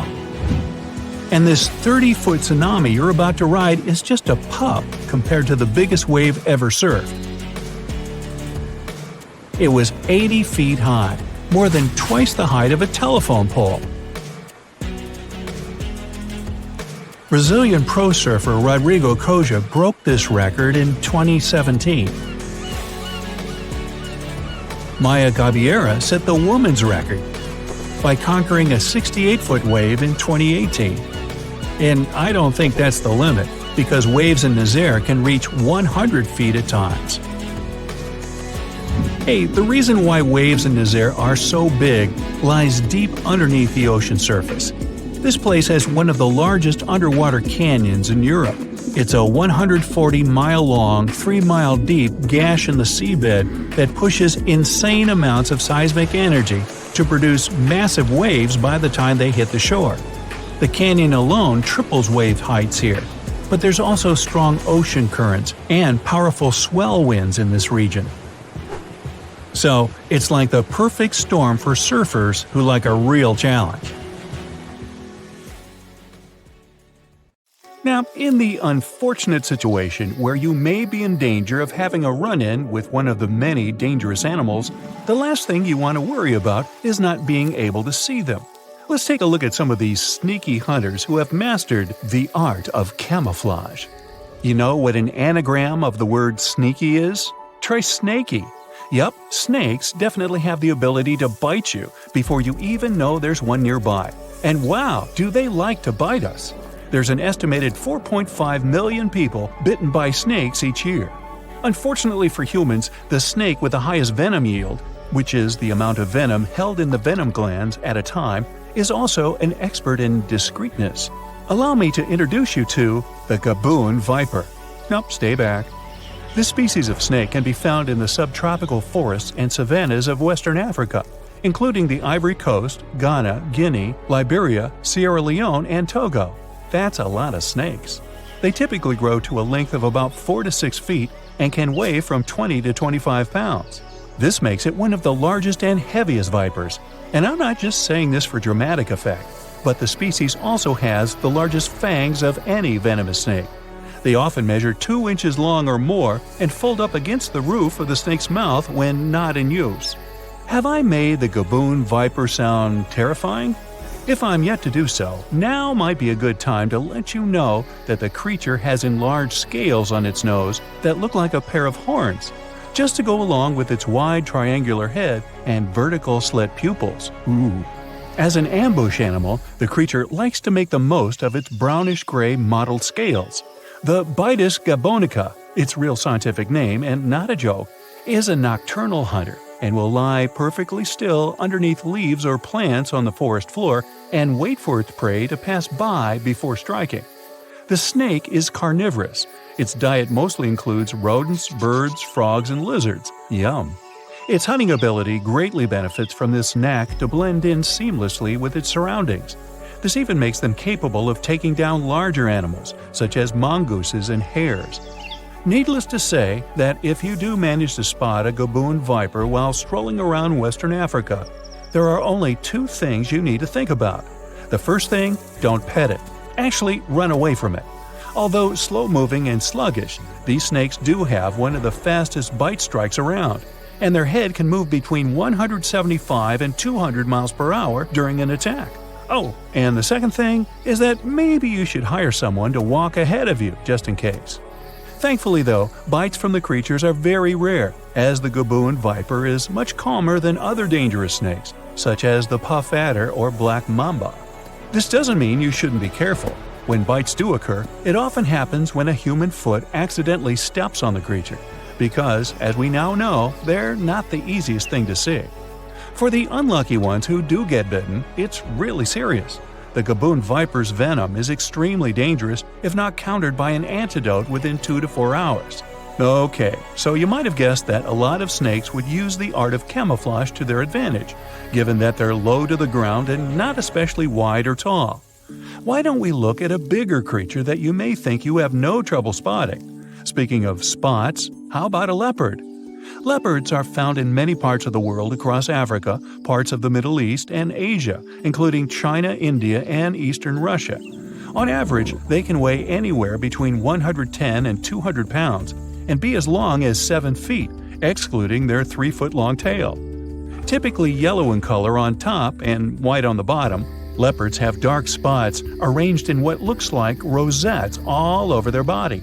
The different design patterns of these spots have confirmed the existence of several different races of leopards. Black leopards are perfectly equipped for stalking other animals during the night whilst lurking in the shadows, thanks to their all-black fur coat.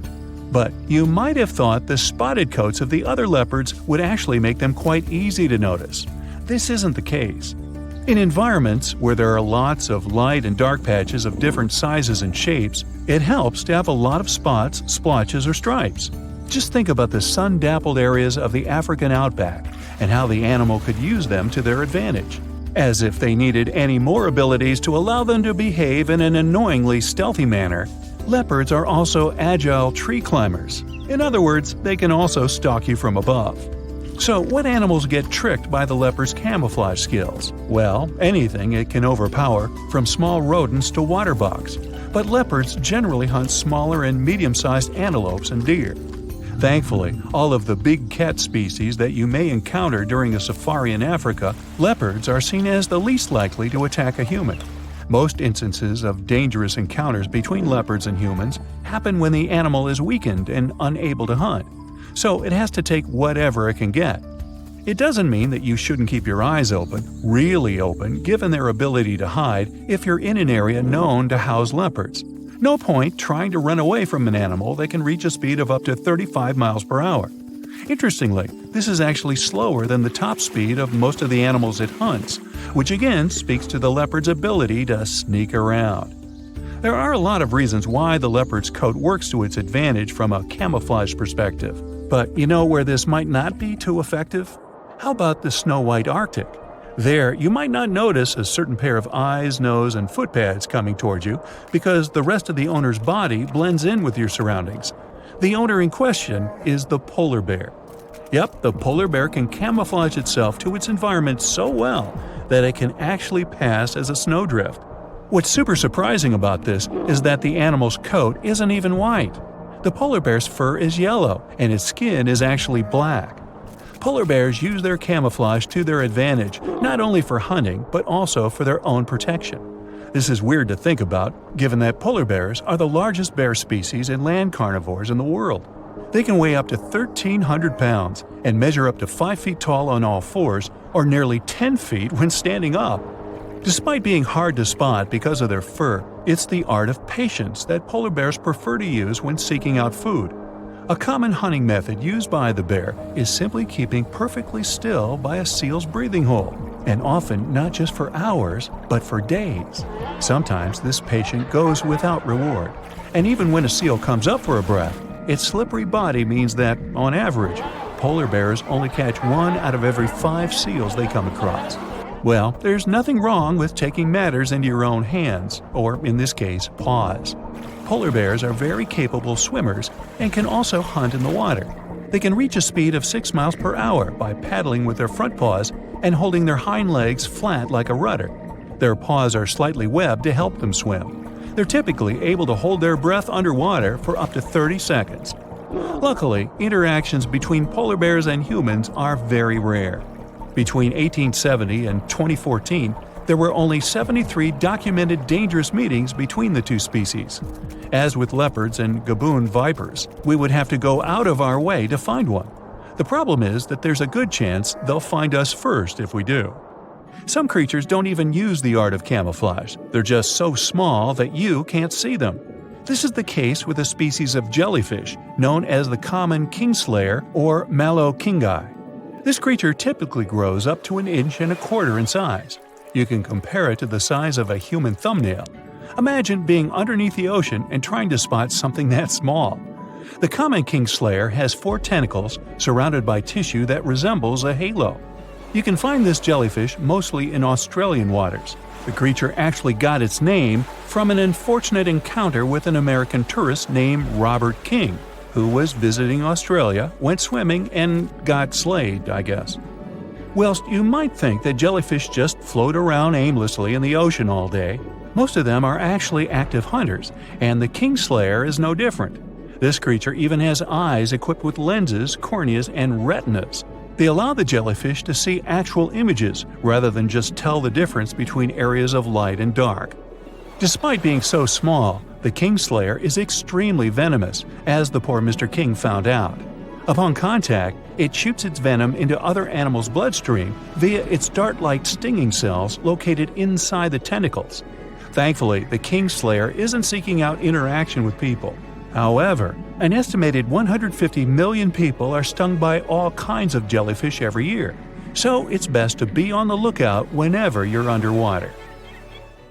Now, have you ever wondered about the longest time it rained nonstop?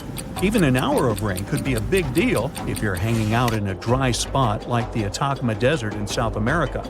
It can set a record for that place. But in super rainy spots like the Amazon rainforest, having 40 days of rain in a row might not even turn heads. Interestingly, we only have rainfall records where people live and keep track. Many towns and cities skip the whole rain data collection thing. Plus, there are so many places on Earth where nobody lives, like rainforests or the open ocean, so our rainfall knowledge is a bit patchy. Now, if we were to talk about records, Hawaii has a couple. People there have some seriously long rainy days, especially on islands where winds come from the mountains.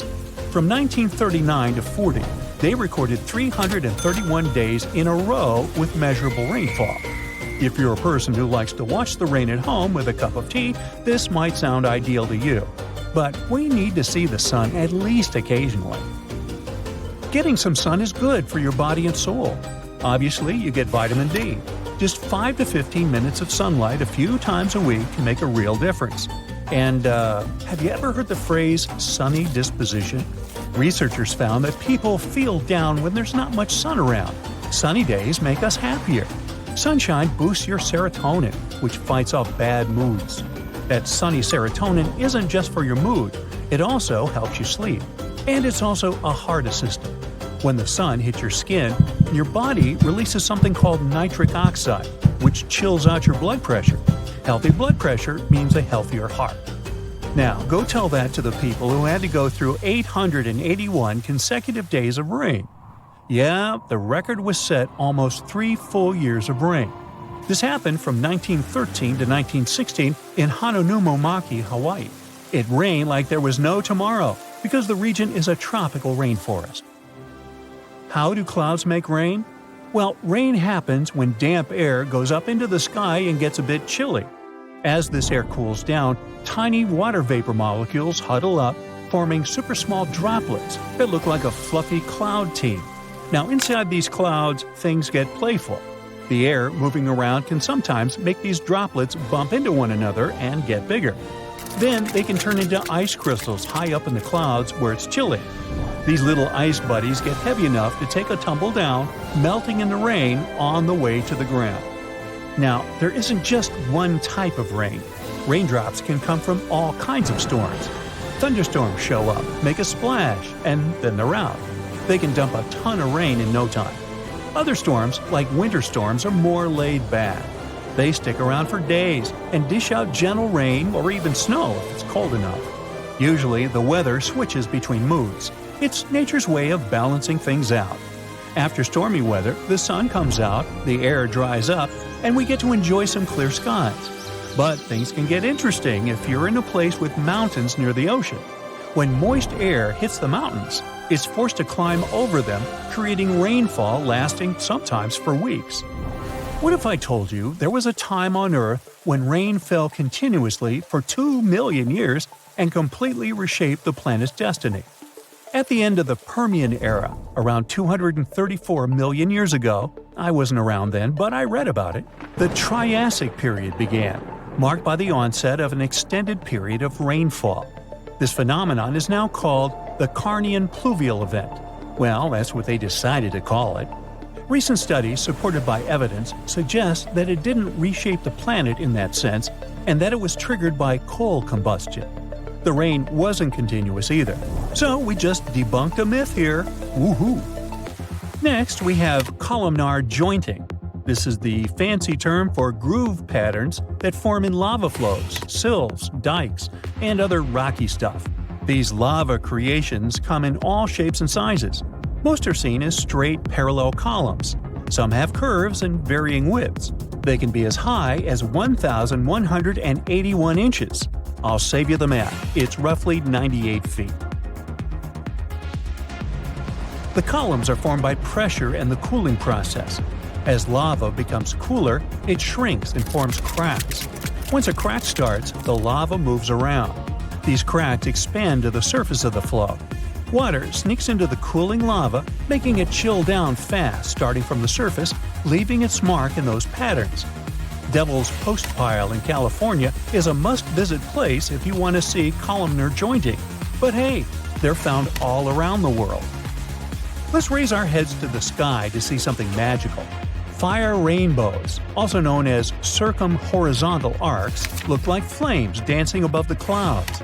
To see these eye-catching arcs, you need a special cloud type called cirrus clouds and the sun at least 58 degrees high in the sky. It's a VIP collaboration between sunlight and clouds. Let's break it down further. Take London, for instance. It's around 51 degrees north. Now, sorry Londoners, no fire rainbows for you. Now we move to deep waters to see underwater crop circles. These are giant circular patterns found in 1995 near the shores of southern Japan. Locals were baffled. They dubbed them mystery circles, as if the ocean had a secret talent for sand art. The mystery was solved in 2011. The unlikely artist turned out to be a tiny pufferfish, just 5 inches long. The researchers found out that males were on a mission, spending a solid 7 to 9 days building their circles by swimming in and out and using their fins to carve valleys into the sandy floor. They decorate the peaks of their creations with bits of shells and corals, turning their sandy canvases into masterpieces. Okay, they don't do it for the sake of art. The curious circles have a purpose. The sandy center of the circle serves as a nest. Male swimming moves mix things up, getting sand particles just where they need to be. When a lady pufferfish swims by, the male twirls and dances, swirling sand around. If she is impressed and thinks he is the one, she lays her eggs in the sandy heart of the circle. There you go, another happy ending. Now let's look at frost flowers. You might have seen thin sheets of ice that look like delicate petals and sometimes pop up from the stems of plants. The ice is about as thick as a credit card. It forms when the weather is cold outside. The soil is damp but not frozen, as well as plant stems. Not all plants produce these frost flowers, and the conditions must be just right. Here's how it happens. The water inside a plant stem gets pulled up from the ground. When it freezes, it expands and cracks the stem vertically. As it hits the chilly air, it turns into ice. As more water gets pulled up through the crack, it keeps pushing out super thin layers of ice. Whether a frost flower looks like a narrow ribbon or a wider one depends on the length of the crack. And the way it curls and shapes itself into these petals is random, or the reason might lie in the difference in friction along the sides of the crack. These frost flowers are unique and delicate, and they don't last long. They melt or just disappear quickly. To spot them, keep an eye out for tall grass, especially in places that don't get mowed much. Pay attention to purple ironweed, blackberries, and wing stems. If there were cataclysms on Earth every 5 minutes, living conditions on our planet would be almost the same as 4.5 billion years ago. Back then, seas and oceans boiled, lightning struck everywhere, tectonic plates changed their shape, lava flowed from volcanoes, and worse, no internet. The Earth resembled a vast boiling cauldron where life was gradually being created. If it starts to boil again, this cauldron could destroy almost all life on the planet. Consecutive cataclysms. Won't hurt to pretend. Let's imagine, shall we? Good morning! You wake up in a small underground bunker. The seismic sensor indicates that a 7-point earthquake will start in a few minutes. You pack a huge waterproof backpack and go upstairs. The underground bunker is protected from seismic activity. It moves with the ground, so you're safe here. But you need to leave the shelter because supplies are low. Also, yesterday, you picked up a radio signal telling all survivors to go south immediately. The coordinates they gave aren't far from your location.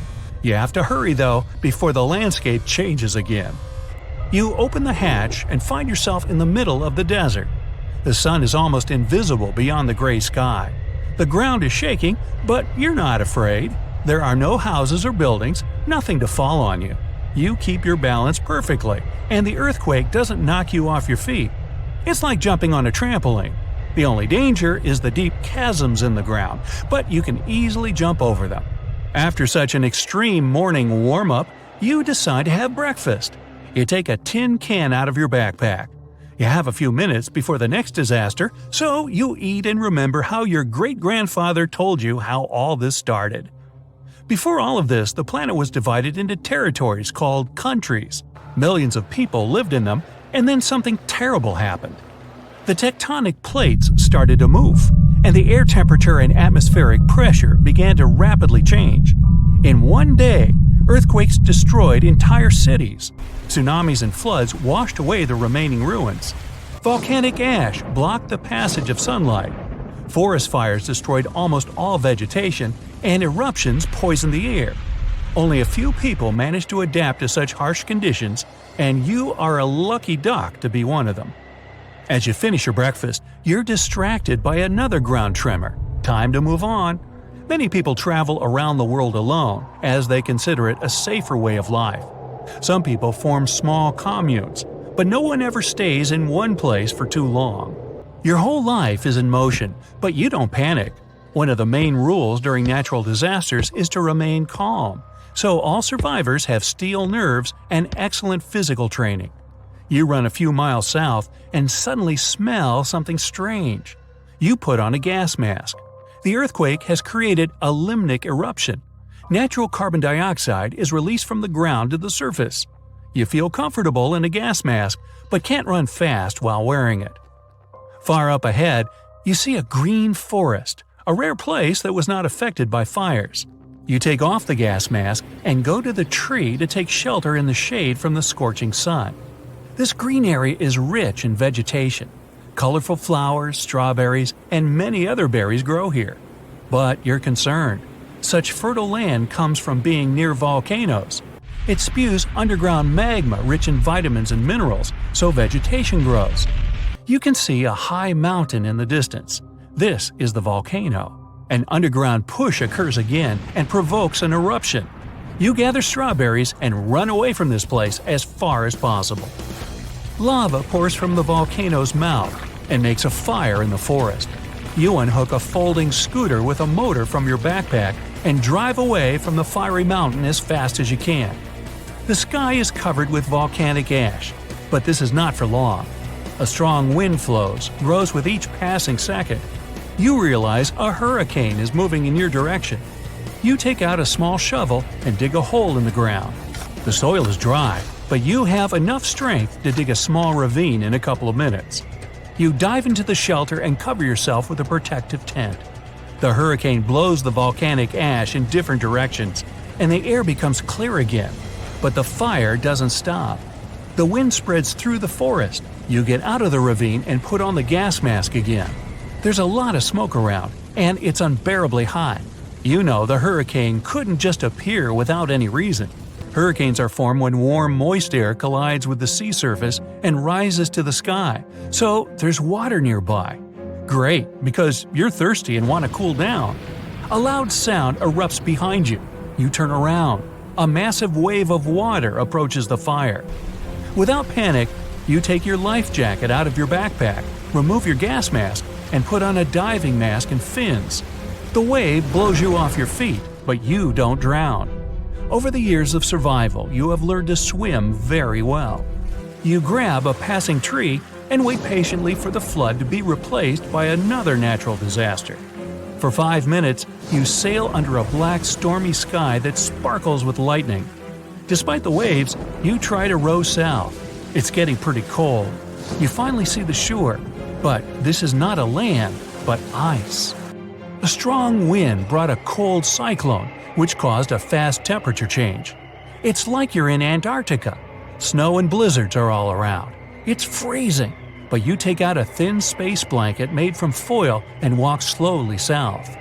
Under your clothes, you put crumpled paper, bubble wrap, pieces of cotton. All this also helps to warm your body. Along the way, you collect several bottles of snow to melt later. Icicles form on your face, and you can't see because of the snowstorm. Suddenly, the snow begins to squish under your feet. The ice melts and turns into water. A hot stream of air blows into your face. You find yourself on hard, dry ground, looking up at the sky, then at your watch. 5 minutes pass, and the sky is again covered with black clouds. You take a metal plate out of your backpack and cover your head with it. A few seconds later, you are hit by heavy rain and hail. Giant balls of ice knock on the metal shield, but you go calmly and even with a smile on your face. The ground becomes wet and loose from icy rocks. When the hail ends, you pull out all the heat-insulating materials from under your clothes and hide them in your backpack. Then you lay out a few long spokes of steel. The spokes are wrapped with copper wire. You connect the spokes to each other, making one long antenna. You stick it in the ground and run away. After the hail from the rain clouds, lightning strikes the ground. More precisely, it hits the lightning rod you've just built. You wait for the storm to end, then take the lightning rod apart and return it to your backpack. An intense heat begins. You drink some melted snow and break your way through the desert. The earth trembles, and your adventure begins again. Earthquakes, carbon dioxide, fires, floods, snowfall, tsunamis, lightning, and again and again and again.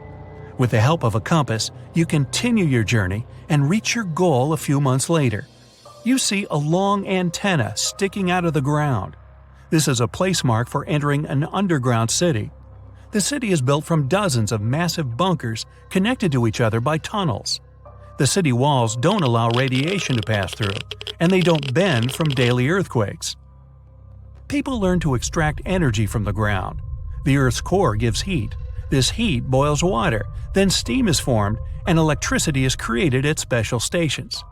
People get water from underground lakes and rivers. Instead of the sun, ultraviolet lamps are installed everywhere, which provide people and plants with necessary light. Natural disasters happen on Earth every 5 minutes, but humanity still has a lot of space underground. The largest tree in the world is so massive, it even earned itself the nickname General Sherman. It stands tall in California's Sequoia National Park, stretching its branches at 275 feet toward the sky. That's almost as tall as the Statue of Liberty. As for its weight, if we could place it on a scale, we'd need 400 elephants to balance things out. Its base stretches 36 feet in diameter, big enough to hide 2 sedans parked end to end. California is the last place on Earth where these colossal trees grow naturally. During the Ice Age, they flourished across North America and Europe, but as the glaciers retreated, so did the sequoias. Today, they thrive along the western slope of the Sierra Nevada range, relying on the melting glacier caps to quench their thirst. General Sherman gathers thousands of visitors every day, and the park's infrastructure caters to this. There's a short half-mile walk from the nearest parking lot that leads to the big green giant. Along the way, a stone marker outlines the shape and size of the tree's base, to give visitors a sense of its immense scale. This sassy sequoia is estimated to be around 23 to 2,700 years old and has witnessed centuries of change. It sprouted during the early days of the Roman Empire. When Europeans arrived in California in the late 1800s, they first tried to harvest the sequoias, thinking they had valuable wood. However, the sheer effort required to take down these giants was enormous for those days. They also soon figured out that this type of wood was a bit more brittle than expected, so they let these trees off the hook. As for its name, the tree shares it with General William Tecumseh Sherman, a 19th-century famous American public servant. Not far from General Sherman stands the world's second-largest tree, named General Grant. Discovered by locals years before General Sherman received its name, this tree has weathered its own share of challenges, including fires. But like its counterpart, it survived, mostly thanks to its thick bark and resilient hardwood. Now, as for the oldest tree, for a long time, we've known it to be a Great Basin bristlecone pine named Methuselah, also found in California. It's been around for more than 4,800 years, way before the Egyptians built the pyramids of Giza. This tree's location is a bit of a secret to keep it safe from harm. Now, Methuselah and its friends grow way up high in California, Nevada, and Utah, where it's tough to survive. The place is cold with dry soil and fierce winds, but these strong timbers have figured out how to thrive, getting their nutrients from the hard, rocky ground up in the mountains. Their branches are twisted and gnarled because of the winds blowing in all directions as they reach maturity. It does make their appearance a bit messy, but it's an added layer of resistance for those trees during powerful storms. Their roots only feed the branches right above them, so if one part of the tree's roots fades away, only that part of the tree will be affected. Now, there's a new contender, however, for the same title of the oldest tree. In Chile, there's a Patagonian cypress called Gran Abuelo, which means great-grandfather in Spanish. It might even be older than Methuselah by about 500 years. This would mean this tree has seen people roaming around during the Bronze Age. To figure out a tree's age, we generally need to look inside its bark and count its rings. For the Gran Abuelo, though, scientists use complex math to estimate how old it is. Some experts aren't convinced by this method just yet. No matter which tree is older, both Methuselah and the Gran Abuelo have seen a lot of changes in their long lives. Each ring in their trunks holds info about the weather from the year it grew. Scientists can learn a ton about past climates on our planet by studying these ancient trees. Now, the world's tallest tree is also off-limit to visitors, but this is a recent safety measure. Its name is Hyperion and is located in Redwood National Park, California. Standing at a towering 380 feet, Hyperion is a coastal redwood, taller than the length of an American football field. Named after a character in Greek mythology, Hyperion was discovered in 2006 by two researchers. The park is home to other incredibly tall trees like Helios and Icarus, both also reaching heights of over 370 feet. The impressive height of redwoods in Northern California is due to their leaves and the region's climate. These trees absorb and store moisture from morning fog, and their sprouts promote growth after injury, allowing them to live for a very long time.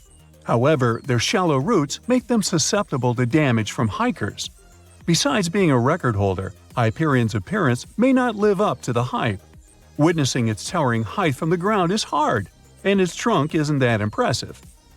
Hyperion is currently tucked away in a closed-off section with no official trail. But despite this, many tree enthusiasts have trampled through over the years, harming the habitat leading up to it. Trash has also been found along the way in the past. The park recently issued a statement urging visitors to steer clear of this tree. Otherwise, they could face hundreds of dollars worth of fines and even end up behind bars. The Tree of Life stands as a resilient symbol amidst the arid desert landscape of Bahrain. Nestled in the highest point of the country, this ancient tree defies odds, captivating visitors with its mysterious and inexplicable presence. It's surrounded by endless stretches of heated dunes in the Arabian Desert. Because it stands alone against the desert backdrop, it has puzzled scientists and botanists for years. There's little to no rainfall over there. There are also no freshwater sources nearby. Despite the lack of moisture, the Tree of Life insists on flourishing, flaunting its green foliage. How it manages to survive in such harsh conditions led to some weird theories. Some speculate that the tree's roots go deep into the earth, reaching depths of up to 160 feet to access underground water reserves. Others suggest that the tree has adapted to its environment, drawing moisture from the surrounding sand grains through specialized mechanisms. One other interesting idea is that the Tree of Life lies at the site of the legendary Garden of Eden, getting its water from a mystical source. Apart from its scientific and cultural significance, the Tree of Life is an important tourist attraction for locals, luring in approximately 65,000 visitors each year. All for a tree. Now, Poland has its fair share of trees worth mentioning, all gathered in the Crooked Forest. It's a group of 400 trees that bend strangely. They all have a similar shape, curving sharply towards the sky in little J shapes, almost touching the ground. People have different ideas about why these trees look like that. Some think a heavy snowstorm covered them when they were young, pushing them down. Others believe the area's gravity might have affected how they grow. One interesting theory is that people who planted these trees back in the 1920s might have bent them on purpose. They wanted to use the curved shapes to expedite the furniture manufacturing process.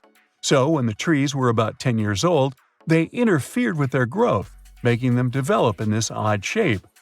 After the manipulation process was stopped, it left the trees in this weird position for decades. Either way, whatever happened to one tree happened to them all because they're all adjusted in the same way.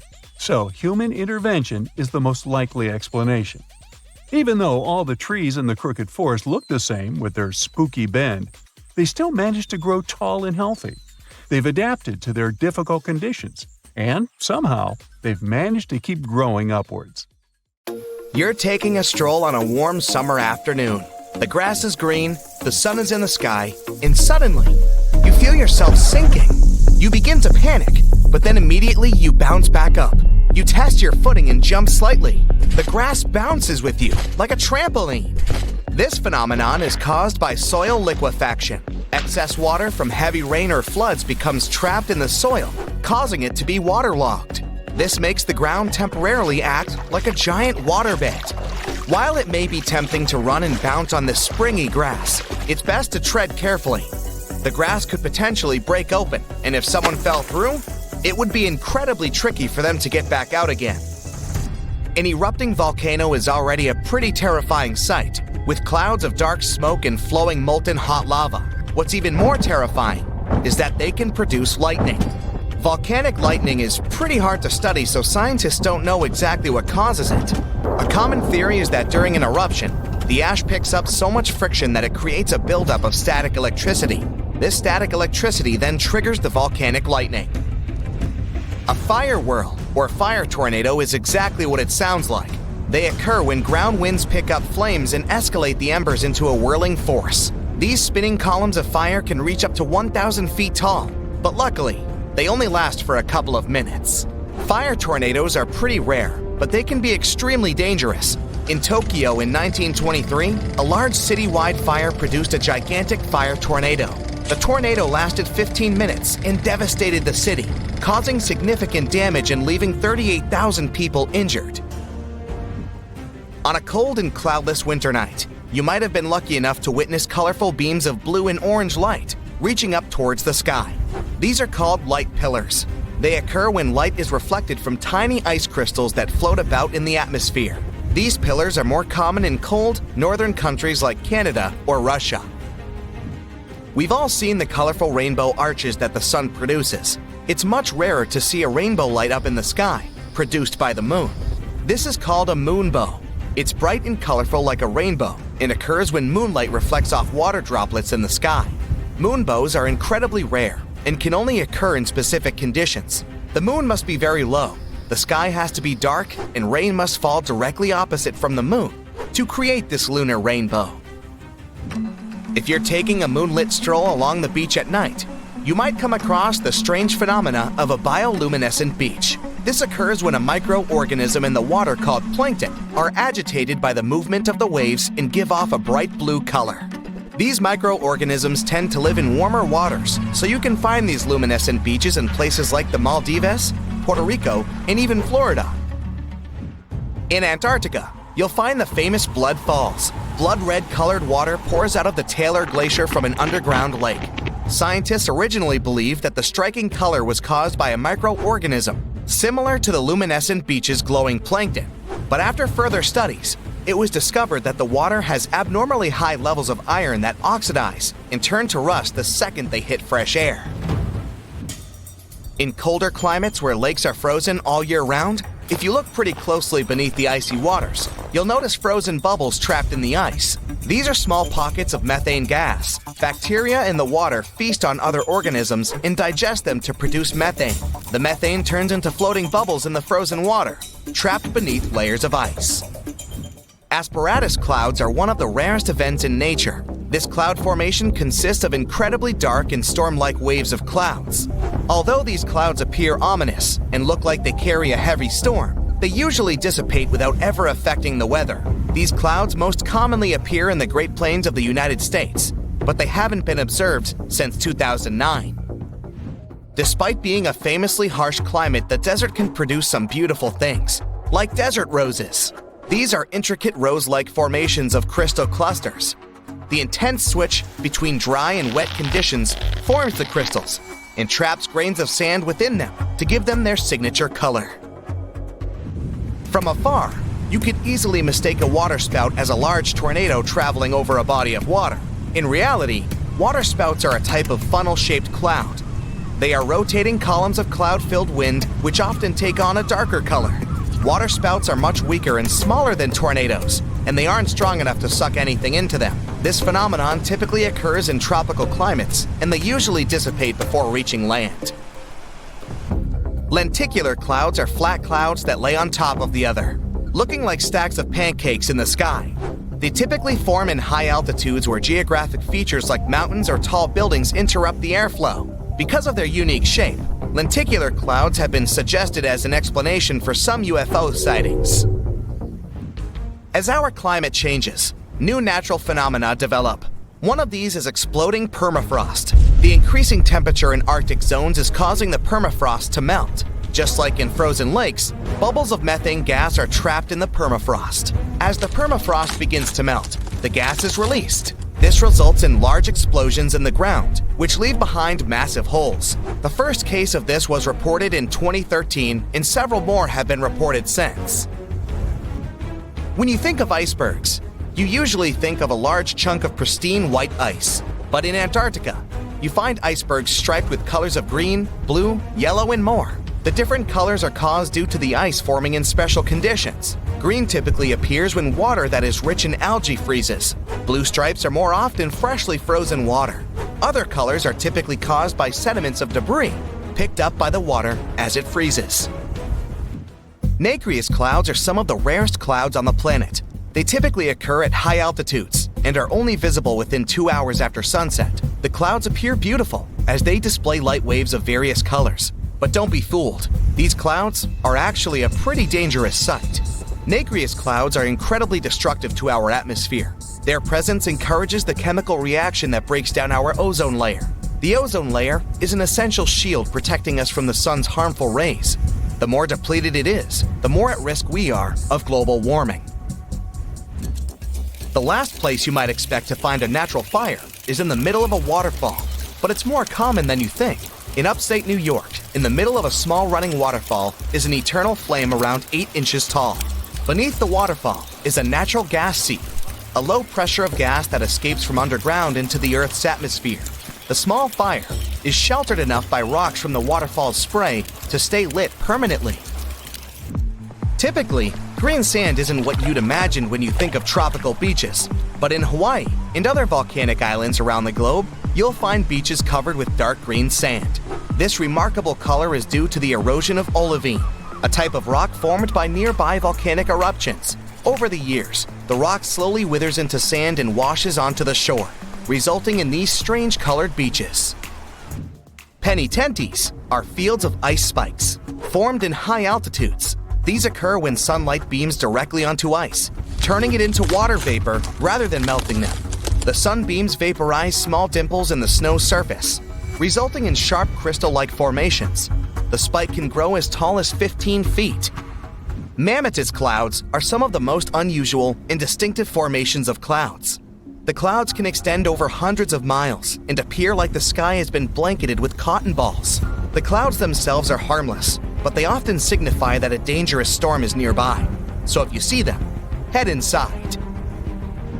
A green flash sunset is a rare phenomenon that occurs briefly at sunset or sunrise, when the sun is almost entirely out of the sky. In the right conditions, onlookers can witness a distinct green flash, making the sun appear bright green. This is caused by sunlight reflecting off the Earth's atmosphere, causing the light to refract into different colors. The sun appears green, but really, it's just an optical illusion.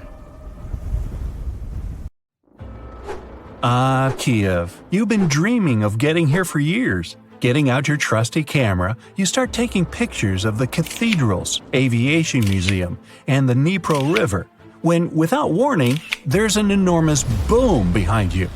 Turning around, you see something towering in the distance. It looks like a gigantic explosion. Uh-oh, time to leave fast. In June 2020, what the people of Kiev were looking at was an anvil cloud, a rare storm formation in the sky. Forming when strong air currents carry water vapor upwards, the air expands and spreads out as it hits the bottom of the stratosphere. It pushes the dense cloud into the cool anvil shape you see, and sometimes it even gets to be a mushroom. Anvil clouds produce some of the most dangerous lightning of all storms, one that's called a bolt out of the blue. This lightning strike seems to magically come out of the blue sky with the storm being many miles away. This type of bolt comes from the top of the anvil and can be 10 times more powerful than a typical lightning strike. People got so frightened after witnessing a giant cloud just 60 miles away, thinking something terrible must have happened. The locals had pictures of the large billow on social media before officials could explain what was going on. Authorities managed to calm everyone's fears by informing them it was nothing more than a natural phenomenon, and a beautiful one at that. Before dissipating, these clouds typically stay in one area, regardless of how strong the wind is. Touring around the northern tip of Queensland, Australia, way away from those creepy crawlies, it's time to take a break and relax at the beach. Getting comfortable, you notice a great big shadow passes over you, then another, and yet another. Looking up, this weird weather is simply stunning. The clouds are called morning glory, a very rare type of cloud that almost seems to roll across the sky, looking like a massive tube. These clouds can measure up to 600 miles long, even appearing in large groups as well. This phenomenon is the result of an updraft pushing through the cloud, creating a rolling appearance, while moist cooler air at the back causes them to sink downward. Southern India between July and September 2001. People witnessed one of the strangest weather phenomenon in recorded history. The rain was red. What many would have thought to be a typical rainstorm left them shocked. The color was bright enough to stain clothes. There were other colors too, such as green, yellow, brown, and even black. In the middle of a monsoon, red rain started to fall, and did so periodically for several weeks. Researchers have found this unusual rain is stained either by dust or algae, so don't try to catch any on your tongue. Scientists aren't entirely sure how the algae got all the way up there. This does make events like this a little unsettling. Like to take a bubble bath to relax after an exhausting day, but taking too long to fill the bathtub? Problem solved. Head to any coastline after a big storm and take a dip. Foamy tides aren't native to any one place or location. They can be formed anywhere in the world. They're most likely to happen along rocky coastlines, like the coast of San Francisco, Northern Ireland, or the Mululaba, Australia. Each coast has differing conditions forming the sea foams. If you scoop up seawater into a glass and look at it closely, you'll see it's full of tiny particles. Many things like plants, chemicals, and lots of salt and minerals create the perfect formula for foam. When powerful currents and wind mix it all together, we get something that resembles a cappuccino top floating on top of the water. When freezing temperatures hit orchards in Michigan, all kinds of unusual things happen, like ghost apples. No, they're not going to scare you at all. But if you plan on sneaking away one winter to find one, be warned. Everything has to be perfect for this to occur, and it's going to be freezing cold. This is actually a rare weather phenomenon caused by having the apples freeze where they are with rain coating the fruit in a thin layer of ice. The apples then thaw and leak out like applesauce, leaving just the beautiful ice shell behind. The Catatumbo River in Venezuela might be the most electric place in the world, with nearly 300 storm days per year. The lightning storms are so consistent, they're predicted for 3 months in advance. During the wet season in October, you might see 30 lightning flashes in a single minute, a truly shocking experience. With each bolt having the energy to power a single light bulb for 6 months, the impressive display could power all of Venezuela forever. At sunset, strong winds flow around the 3 surrounding mountains, forming storm clouds over the water. As the water droplets of humid air collide with ice crystals from the cold air, it produces the static charges that cause the lightning storms nearly every night. If that wasn't bad enough, some storms have lightning above them as well. Try to take a picture of this one. Jellyfish lightning sprites are electrical discharges high in Earth's atmosphere. They're associated with powerful thunderstorms, but they have nothing to do with rain. These sprites occur 30 to 50 miles up in the sky, in the mesosphere. Artificial lights at night make it a lot harder to see this faint lightning. If you spot one, it'll look tiny, but can be well over 30 miles wide. The red sprites are a type of cold plasma discharge above a thundercloud. They're the balance of the lightning charges between the storm clouds and the ground below. Don't try to find this type of donut at your favorite bakery. It won't be there. Snow donuts are one of the rarest meteorological sights to see, with perfect weather conditions needed just to create them. Found in any snow-covered mountain area, like the Rocky Mountains, the wind, temperature, snow, ice, and moisture have to all work together for us to see these phenomenal rings. A thin layer of wet snow on the ground. Under that layer, ice or powdered snow. Then, a strong enough breeze to roll the donut down a hill, just like a snowball. Once it stops rolling, it can be the size of a baseball or as large as a car tire. It all depends on how strong the wind is. A newly formed snow donut won't stay around for very long, so hurry up with that camera. Watching the sunset over the horizon, the beautiful purples and pink overhead are nothing compared to the 3 suns you see in front of you.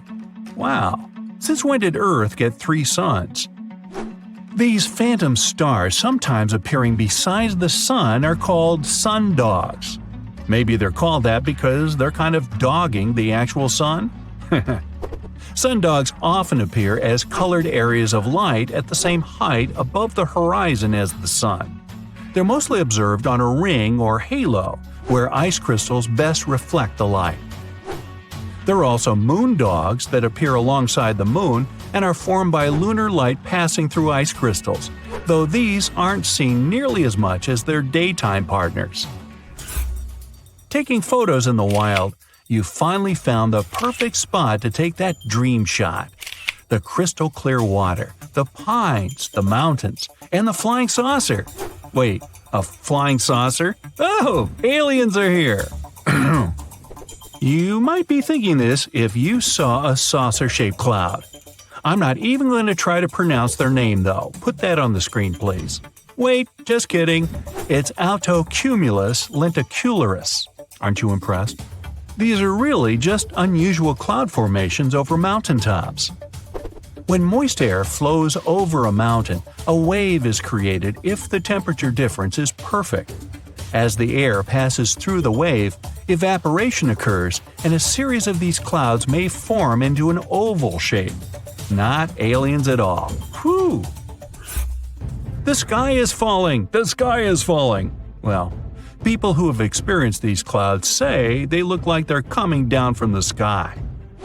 Mammatus clouds look like giant white lumpy marshmallows, but it might be hard to toast these ones.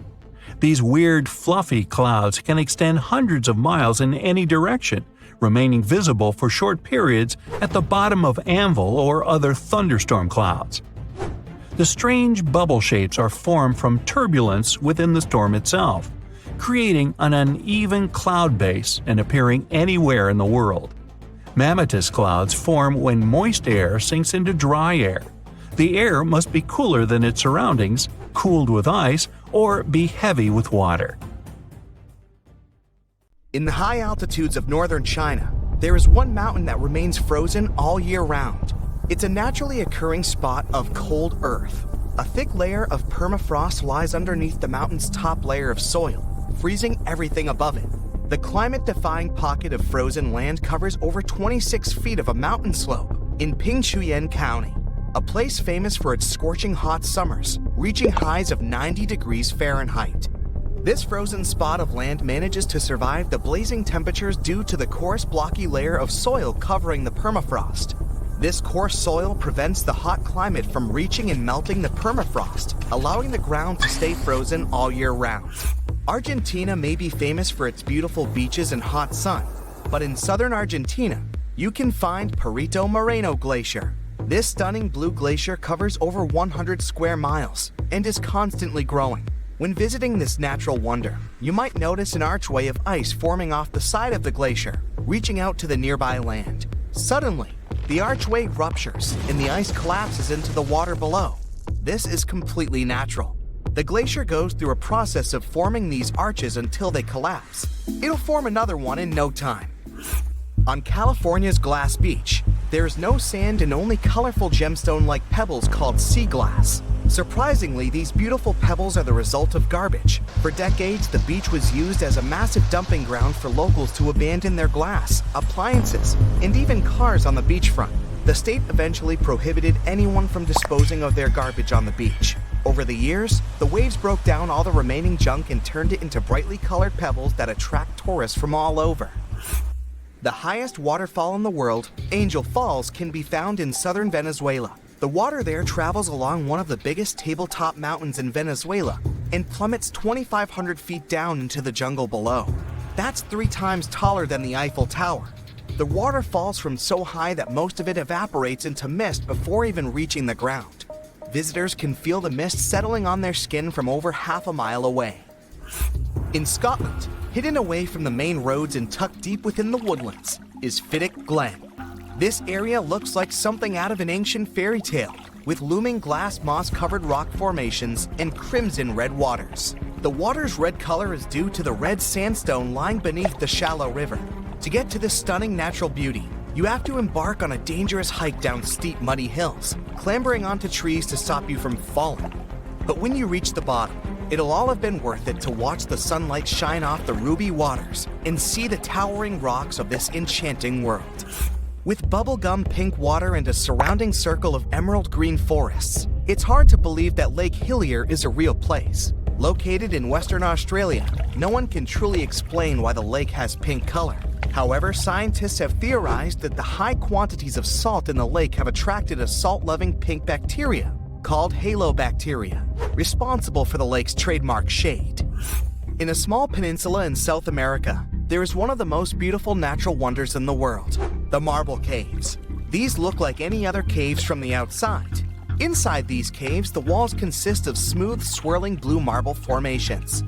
Over thousands of years, water has eroded the marble deposits within these caves, forming this unique cave system. So while deep blue color seems like it's part of the marble, it's the reflection of the water that causes these blue shades along the cave walls. Azerbaijan's mud volcanoes are exactly what they sound like. Over 300 of these natural phenomena are located in Azerbaijan, more than anywhere else in the world. There have been over 200 eruptions since records began. Mud volcanoes are landforms caused by the eruption of mud, water, and gases.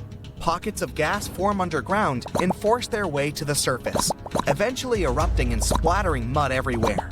These volcanoes can be pretty dangerous. In 2006, a mud volcano erupted in Indonesia and coated an entire nearby village in thick mud. Pamukkale is a marvelous hillside of tiered thermal pools. The name of the Turkish city translates to Cotton Castle. The pools are made of travertine, a type of limestone that gives the hillside its stunning white color. In addition, the stone has geothermal properties, making the pools hot springs. There are 17 pools in total, and all are open to the public 7 days a week. The temperatures range from 95 degrees Fahrenheit all the way to 212 degrees Fahrenheit. They are essentially nature's version of a hot tub. Legend has it that the Giant's Causeway in Northern Ireland was formed when a great Irish giant was challenged to battle a Scottish giant. The causeway was built across the sea so the two giants could meet. When the Irish giant defeated his foe, the Scottish giant ran home and destroyed the causeway behind him. All that remains are the beginnings of the causeway at the water's edge. The stunning rock formation of interlocking columns was the result of an ancient volcanic eruption. The columns are a hexagonal shape and form a natural staircase from the Irish Sea to a foot of a cliff. The tallest columns are 39 feet high. The Giant's Causeway is the most popular tourist destination in Northern Ireland, receiving almost 1 million visitors in 2019. Deep within the Nika mines in Mexico, you can find the Cave of Crystals. The cave is full of massive shards of bright selenite crystals. The largest is 37 feet tall.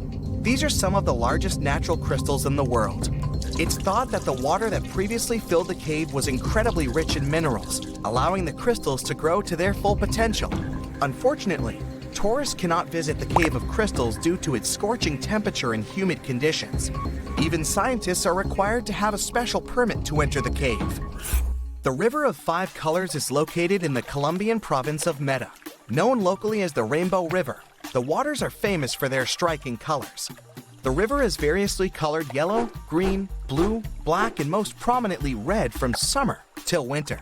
Due to a lack of nutrients, the river's water is naturally clear, so it's easy to see diverse and colorful plant life on the riverbed. It's these vibrant plants that give the waters its many colors. In New Zealand, you can take a boat ride through the beautiful Waitomo Caves. The walls of the caves glow luminescent, like bright stars against the night sky. But these glowing lights aren't stars, they're worms. Luminescent glowworms live in the walls of the cave, giving the cave its trademark glow. The particular species of glowworms cannot be found anywhere else in the world. For thousands of years, the fairy chimneys have stood tall in Cappadocia, Turkey. These unusual rock formations are tall, thin spires of rock that were initially formed by lava. The tallest chimney is 130 feet high. Humans have hollowed out the insides of these rocks for hundreds of years to create homes for themselves. Today you can visit one of the many hotels that currently exist inside the fairy chimneys. Wave Rock is a popular spot for a photo shoot in Western Australia. The giant rock is 46 feet tall and shaped like a breaking ocean wave. Millions of years of strong winds and hard rainfall eroded the rock into the wave-like shape it has today.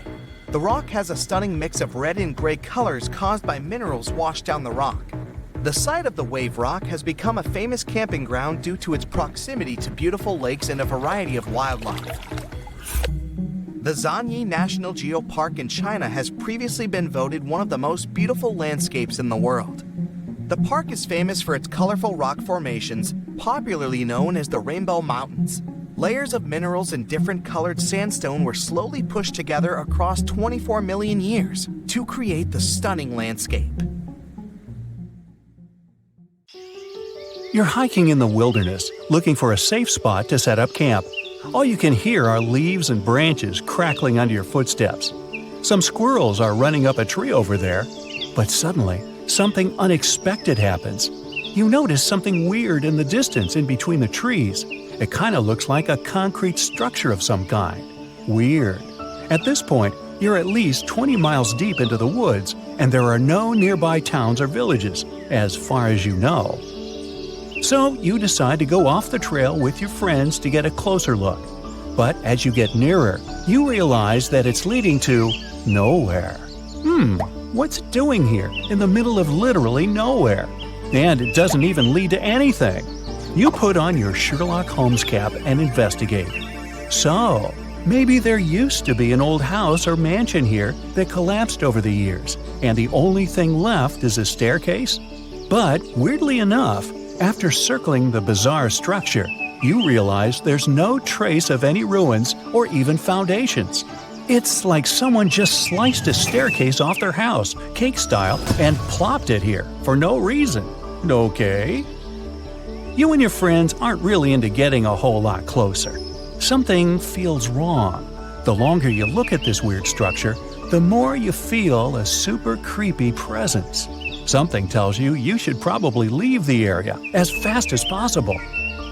As weird as this sounds, discoveries of random staircases, illogically found in the woods, are surprisingly common. Some are made of wood, others of brick or stone. Some look ancient, while others look like they were finished yesterday. The one thing they all have in common, they all lead to absolutely nowhere, and they're all found in super mysterious locations. One of the most famous ones is in Chesterfield, New Hampshire. A long, medieval-looking staircase made of stones with Roman arches in the middle of the woods. It's believed to have been part of Madame Antoinette Sherry's castle. She was a big singer back in Paris. The castle dates back about 100 years, and it was later discovered again in 1962. This time, there was nothing but a staircase. Another mysterious ancient staircase dates back to 9,000 years ago. It's in a forest in Italy. It looks like a series of stairs that lead to a tiny platform at the top. Now, why go through all the trouble of building the thing if it leads to nowhere? Well, some scientists think it could have been some sort of ritual tower, but your guess is as good as theirs. There's an anomaly in the Indian Ocean known as the Indian Ocean Geoid Low, or IOGL. It produces the largest distorting natural gravitational force in the world. Heavy mineral deposits, many deep-sea trenches, and magma reservoirs disturb the magnetic field in this area. Earth's gravity changes in different places around the planet. It allows researchers to look for patterns and figure out what's happening beneath the surface. Higher gravity fields usually mean denser materials below, and vice versa. Some scientists believe that the anomaly might be a dent in the planet's mantle that is working its way up to the crust. The Niihau Island actually rejects the fruits of today's advancements. There are no cars in sight since the locals get around on foot or by bicycles. No wonder their legs have great definition. They thrive without running water, internet, or shops. The only school on the entire island is powered by solar energy with a backup generator. And what's awesome is that it's the only school in the state that's powered by the sun. Being a resident of the island, the local explains some ground rules the permanent residents must abide by. If they do break these rules, they can be evicted. Now, not far from Bangkok, in northeastern Thailand, there's a 75-million-year-old rock formation. These rocks look like three whales swimming together. The beautiful design created by nature became known as Three Whales Rock. Millions of years ago, this area was just a desert, but the land was changing. Gradually, sandstone got pulled apart by the movements of tectonic plates and erosion. That's how these spectacular formations were created. If you decide to explore the system of trails around Three Whales Rock, you'll find waterfalls and an abundance of fauna and flora there. Located on Gamal and Gaiden peninsulas, these expansive pit holes were discovered in 2014. They seem to be still changing and evolving. The pits grow wider and people find them more often. Of course, there's no shortage of theories about how they appeared. Suggestions range from meteorite impacts to the activity of other civilizations. But the most common explanation is that methane gas reacted to water molecules after the planet's permafrost started to melt. This resulted in bubbles of methane bursting through the ice. The craters could be thousands of years old, but nobody knows for sure.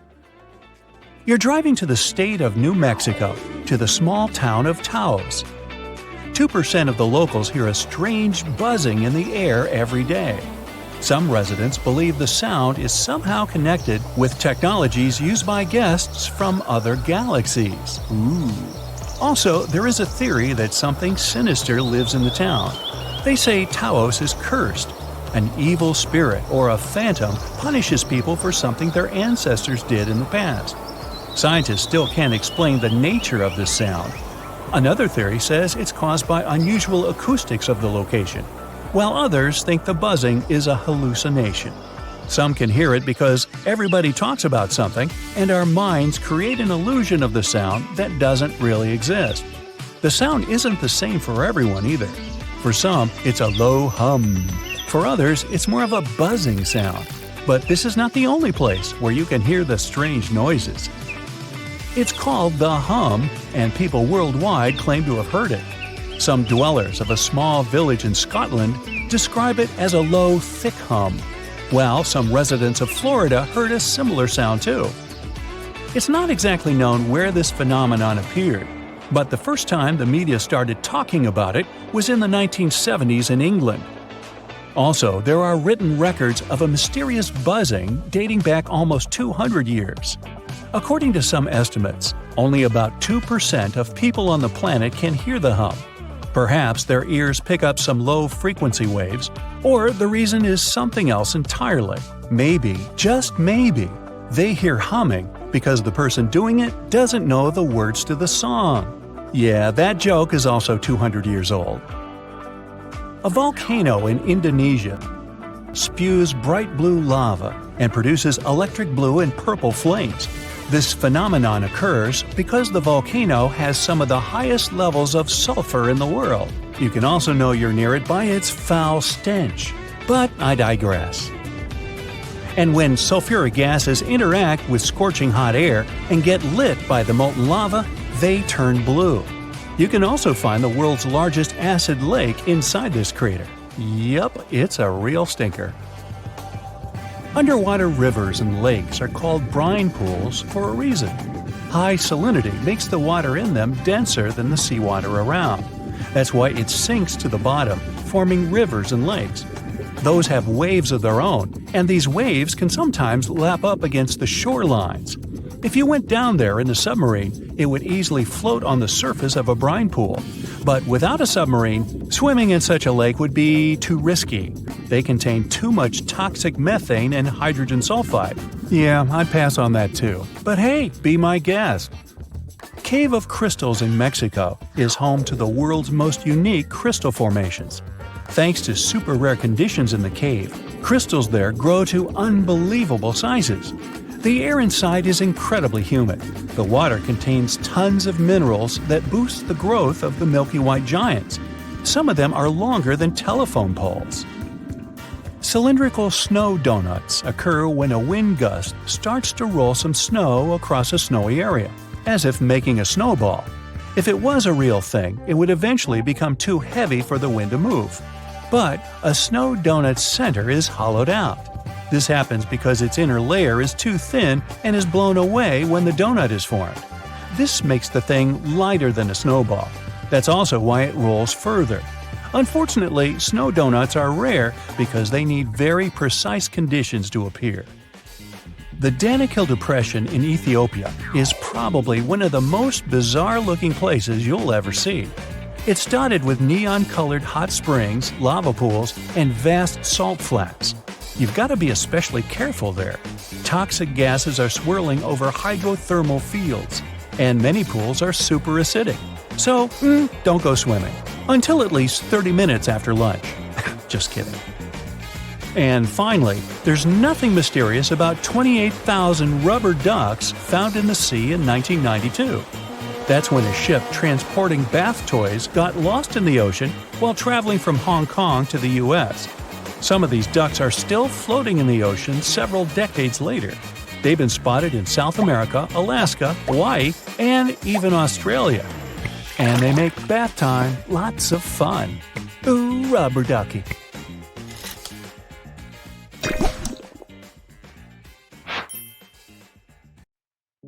In Russia, on the shores of the Baltic Sea, there's an enigmatic national park. The Dancing Forest is a place that no scientist has managed to explain so far. The pine trees of the forest are all crooked and twisted into loops and spirals. The forest didn't appear until the early 60s, when the pines were planted in order to make the sand dune in that area more stable. One theory is that it's the unstable sand that made the trees twist in such a way. Other theories for the crooked trees are strong winds, or even supernatural powers. Some people say the forest is a place where positive and negative energies meet, twisting the trees. Local legend says that if a person climbs through one of the rings of a tree, it'll add an extra year to this person's life, or they'll be granted a wish. I like that one. Speaking of bizarre trees, and one grows in the region of Piedmont, Italy. There, a cherry tree grows on the top of a mulberry tree. The strange thing is that both trees are perfectly healthy. A continuous storm at Saturn's North Pole has an odd shape, a hexagon. This is probably because of the gradient of the winds. The total length of this cloud pattern is 9,000 miles, which is about 1,200 miles longer than the Earth's diameter. The hexagon has been observed for many years, but it gets even more mysterious because it changes color too. It used to be turquoise, but it has recently shifted to a golden color. The reason for the color change is that the pole gets exposed to sunlight as the seasons change. Now, rain isn't unusual for Oakville, Washington. However, this one still doesn't have any solid scientific explanation. Instead of common raindrops, people watch translucent jelly-like blobs fall from the skies. These blobs covered about 20 square miles. Those who got really close to the rain experienced flu-like symptoms. What were the blobs? Researchers claim that the blobs contain human white blood cells. Later tests showed no presence of nuclei. Some people claim the blobs might have been evaporated jellyfish resulting in rain, or maybe even waste from a commercial plane. Walking rocks, also known as sailing rocks, move across the Death Valley National Park in California without any external intervention, leaving long trails in the dirt and sand along their way. Various time-lapse footages of the moving rocks have been taken. Scientists even installed GPS navigators on some of the rocks, and it showed that the rocks move at a considerable speed. Some researchers believe that the movement is due to thin sheets of ice that form overnight at freezing temperatures in the valley, letting the rocks move until it melts during the day. Or there was a Rolling Stones concert. Nah. The Batagayka crater in Siberia looks like a doorway to the underworld. It's about a half-mile long and over 280 feet deep, but it never stops growing. As it gets deeper, it exposes more underground layers. The layers show what our planet looked like thousands of years ago, as the slumps reveal the used-to-be climates. The crater appeared back in the 60s, and it all started with rapid deforestation. Trees no longer cast shade on the ground, and it got hotter. The permafrost melted, resulting in the crater formation. The throbbing hum in Taos, New Mexico has driven locals wild since the 1990s.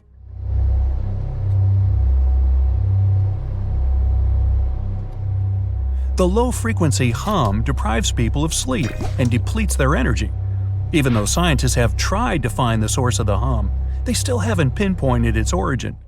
Different variations of the hum have also been heard in the UK, Australia, Canada, and other areas of the US. Luckily, only about 2% of the world's population can hear it. The hums have been blamed on mechanical devices, multiple disturbances of auditory systems, and even animals. The West Seattle hum, for example, was blamed on toadfish. Fairy rings, also known as elf rings or pixie rings, are mysterious rings of mushrooms that appear in grasslands and forested areas. There's a lot of debate about why these fungi form a nearly perfect circle. Some superstitions claim that fairy dances would burn the ground, causing mushrooms to rapidly grow. In Costa Rica, there's an assortment of about 300 spherical stone balls. Locals call them las bolas, which is simply the balls in English. These stones have an almost perfect round shape. Some of them are huge, weighing up to 16 tons each. They're also made of different materials – gabbro, limestone, and sandstone. They're considered to have been put in straight lines in front of the chief's houses, but there's no precise information of their origin. Some myths claim that these stones originated in Atlantis. If you ever travel to the Mekong River in late October, you have a chance of seeing glowing balls rising from the water and beelining up into the air. Locals call these glowing balls the Naga fireballs. The size of the lights vary. The reddish balls can be as tiny as a spark and as large as a basketball. There can be dozens to thousands of balls a night. Scientists don't have any solid explanation for why it happens, but it could be due to flammable gases released by the marshy environment. Some superstitious locals are sure it's all because of a giant serpent living in the Mekong. Great balls of fire! In Minnesota, on the north shore of Lake Superior, there's a park known for the Devil's Kettle. This is a waterfall that splits in two. One part of the river continues, while the other part disappears into a hole in the ground. Whatever object you throw into the Devil's Kettle won't reappear. Scientists still haven't fully explained where the water that drops into the hole goes.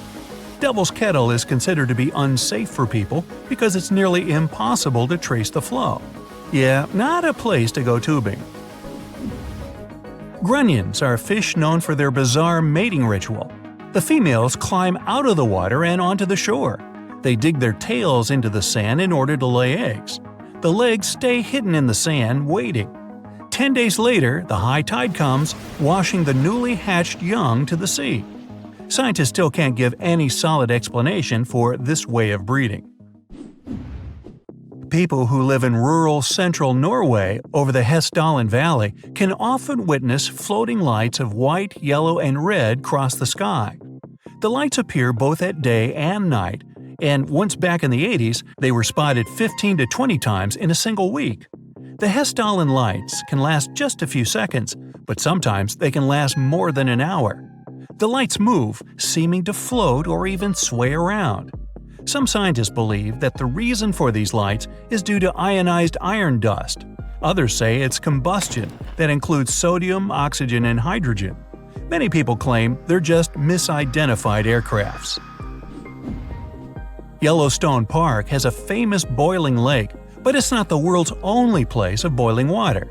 Deep in the Amazon, there's the 4-mile Shanay Timpishka River that's always hot. The name means boiled by the sun. Well, it's not exactly boiling, but it can reach 196 degrees Fahrenheit, enough to cook pasta. Ooh, let's try that. The lowest temperature in these waters is about 113 degrees. This river still can't be scientifically explained because it would require close proximity to a volcano for the water to reach such temperatures. However, the closest volcano is 400 miles away. But there could be a fault between the Earth that could explain this phenomenon. In western Venezuela, locals living close to the Catatumbo River aren't afraid of lightning because they see it almost every single night. It starts at around 7 o'clock and doesn't stop until dawn. The everlasting Catatumbo lightning did once stop for a few months, from January to March 2010. It was probably due to drought, or maybe the charge ran out. In 1991, a scientist suggested that the phenomenon happens because of cold and warm air currents meeting in the area. Another theory is that the lightning could be due to the presence of uranium in the bedrock. Speaking of lightning, I got a bolt. Bye! You're relaxing at the beach when suddenly you notice a huge flock of birds. They're excited about something near the water. You get the urge to go and investigate what's going on there. Here's some advice. Sit back down and stay away from the water. I get it, you think you're tough enough to handle a few pecks from a seagull. But it's not the birds that have me worried, it's what's lurking beneath the water. Fish are a staple of many diets across the animal kingdom, both above and below the ocean. Tuna, squid, and octopus, as well as marine mammals like seals, all prey on a wide variety of smaller fish. Species such as bluefish and striped bass are their favorite dinner-time meal. They're also the favorite of another ultra-predator, which is why you shouldn't join those birds by the water. If you do, you're risking an encounter with a creature that can measure up to 20 feet long. That's 3 times the size of an average human. These are the size credentials of a great white shark. If there are fish around, they may come up near the ocean's surface to feed. A great white shark has the strongest bite force among animals. The only other animal species that comes close to them is the saltwater crocodile. And boy, is their ability to catch whiffs strong. Scientists believe it to be more than 100 times stronger than a human's.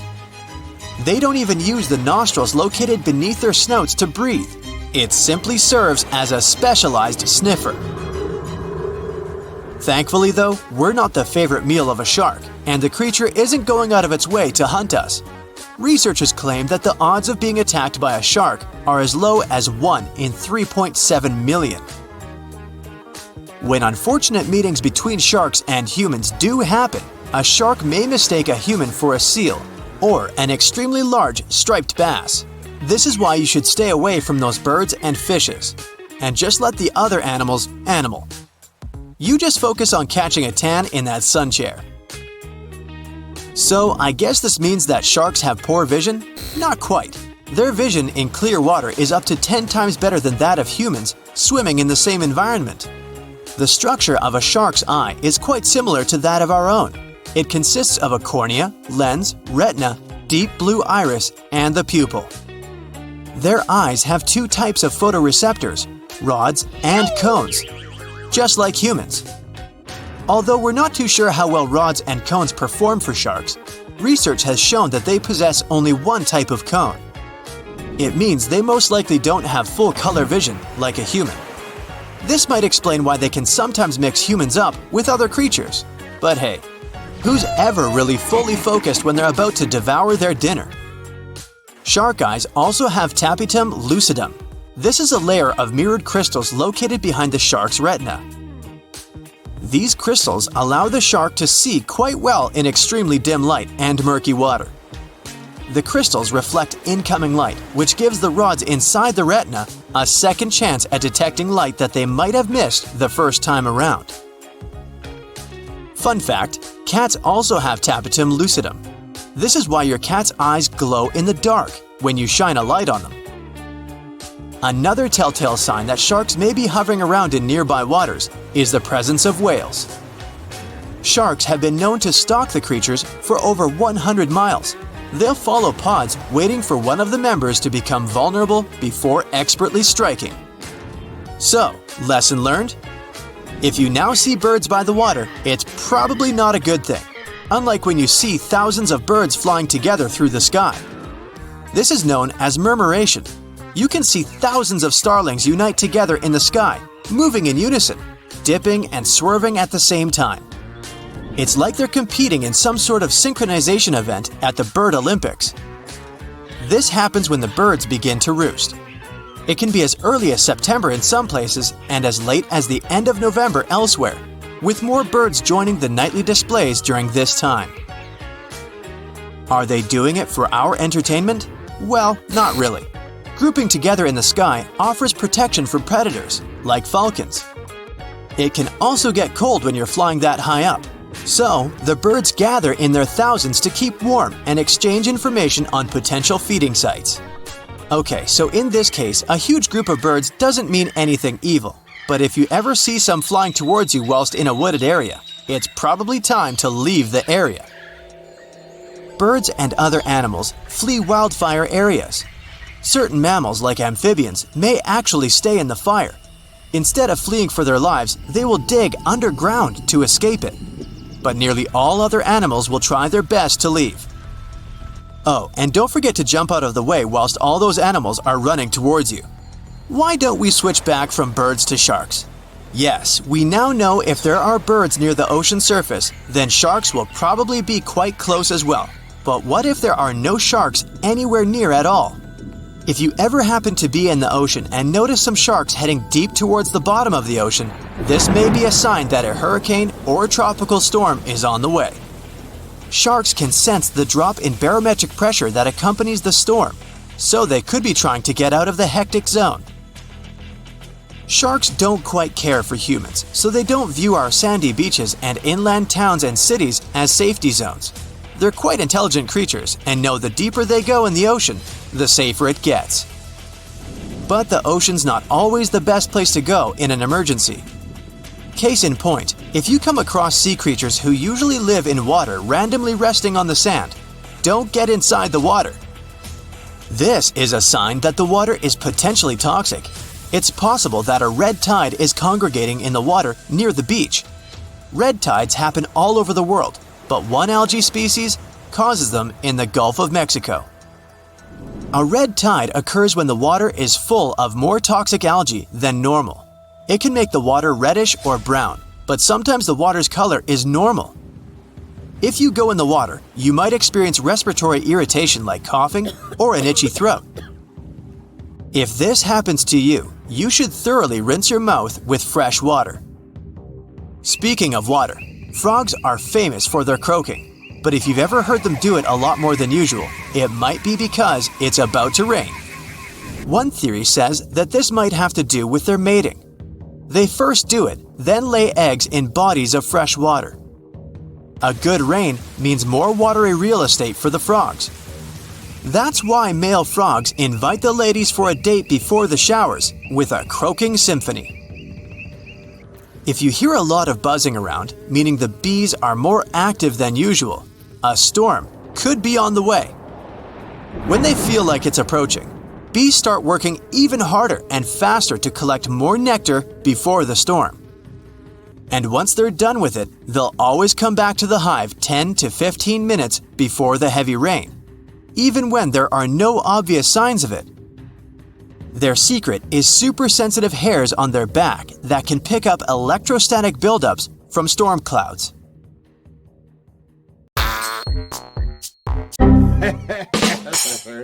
That's it for today. So hey, if you pacified your curiosity, then give the video a like and share it with your friends. Or if you want more, just click on these videos and stay on the bright side.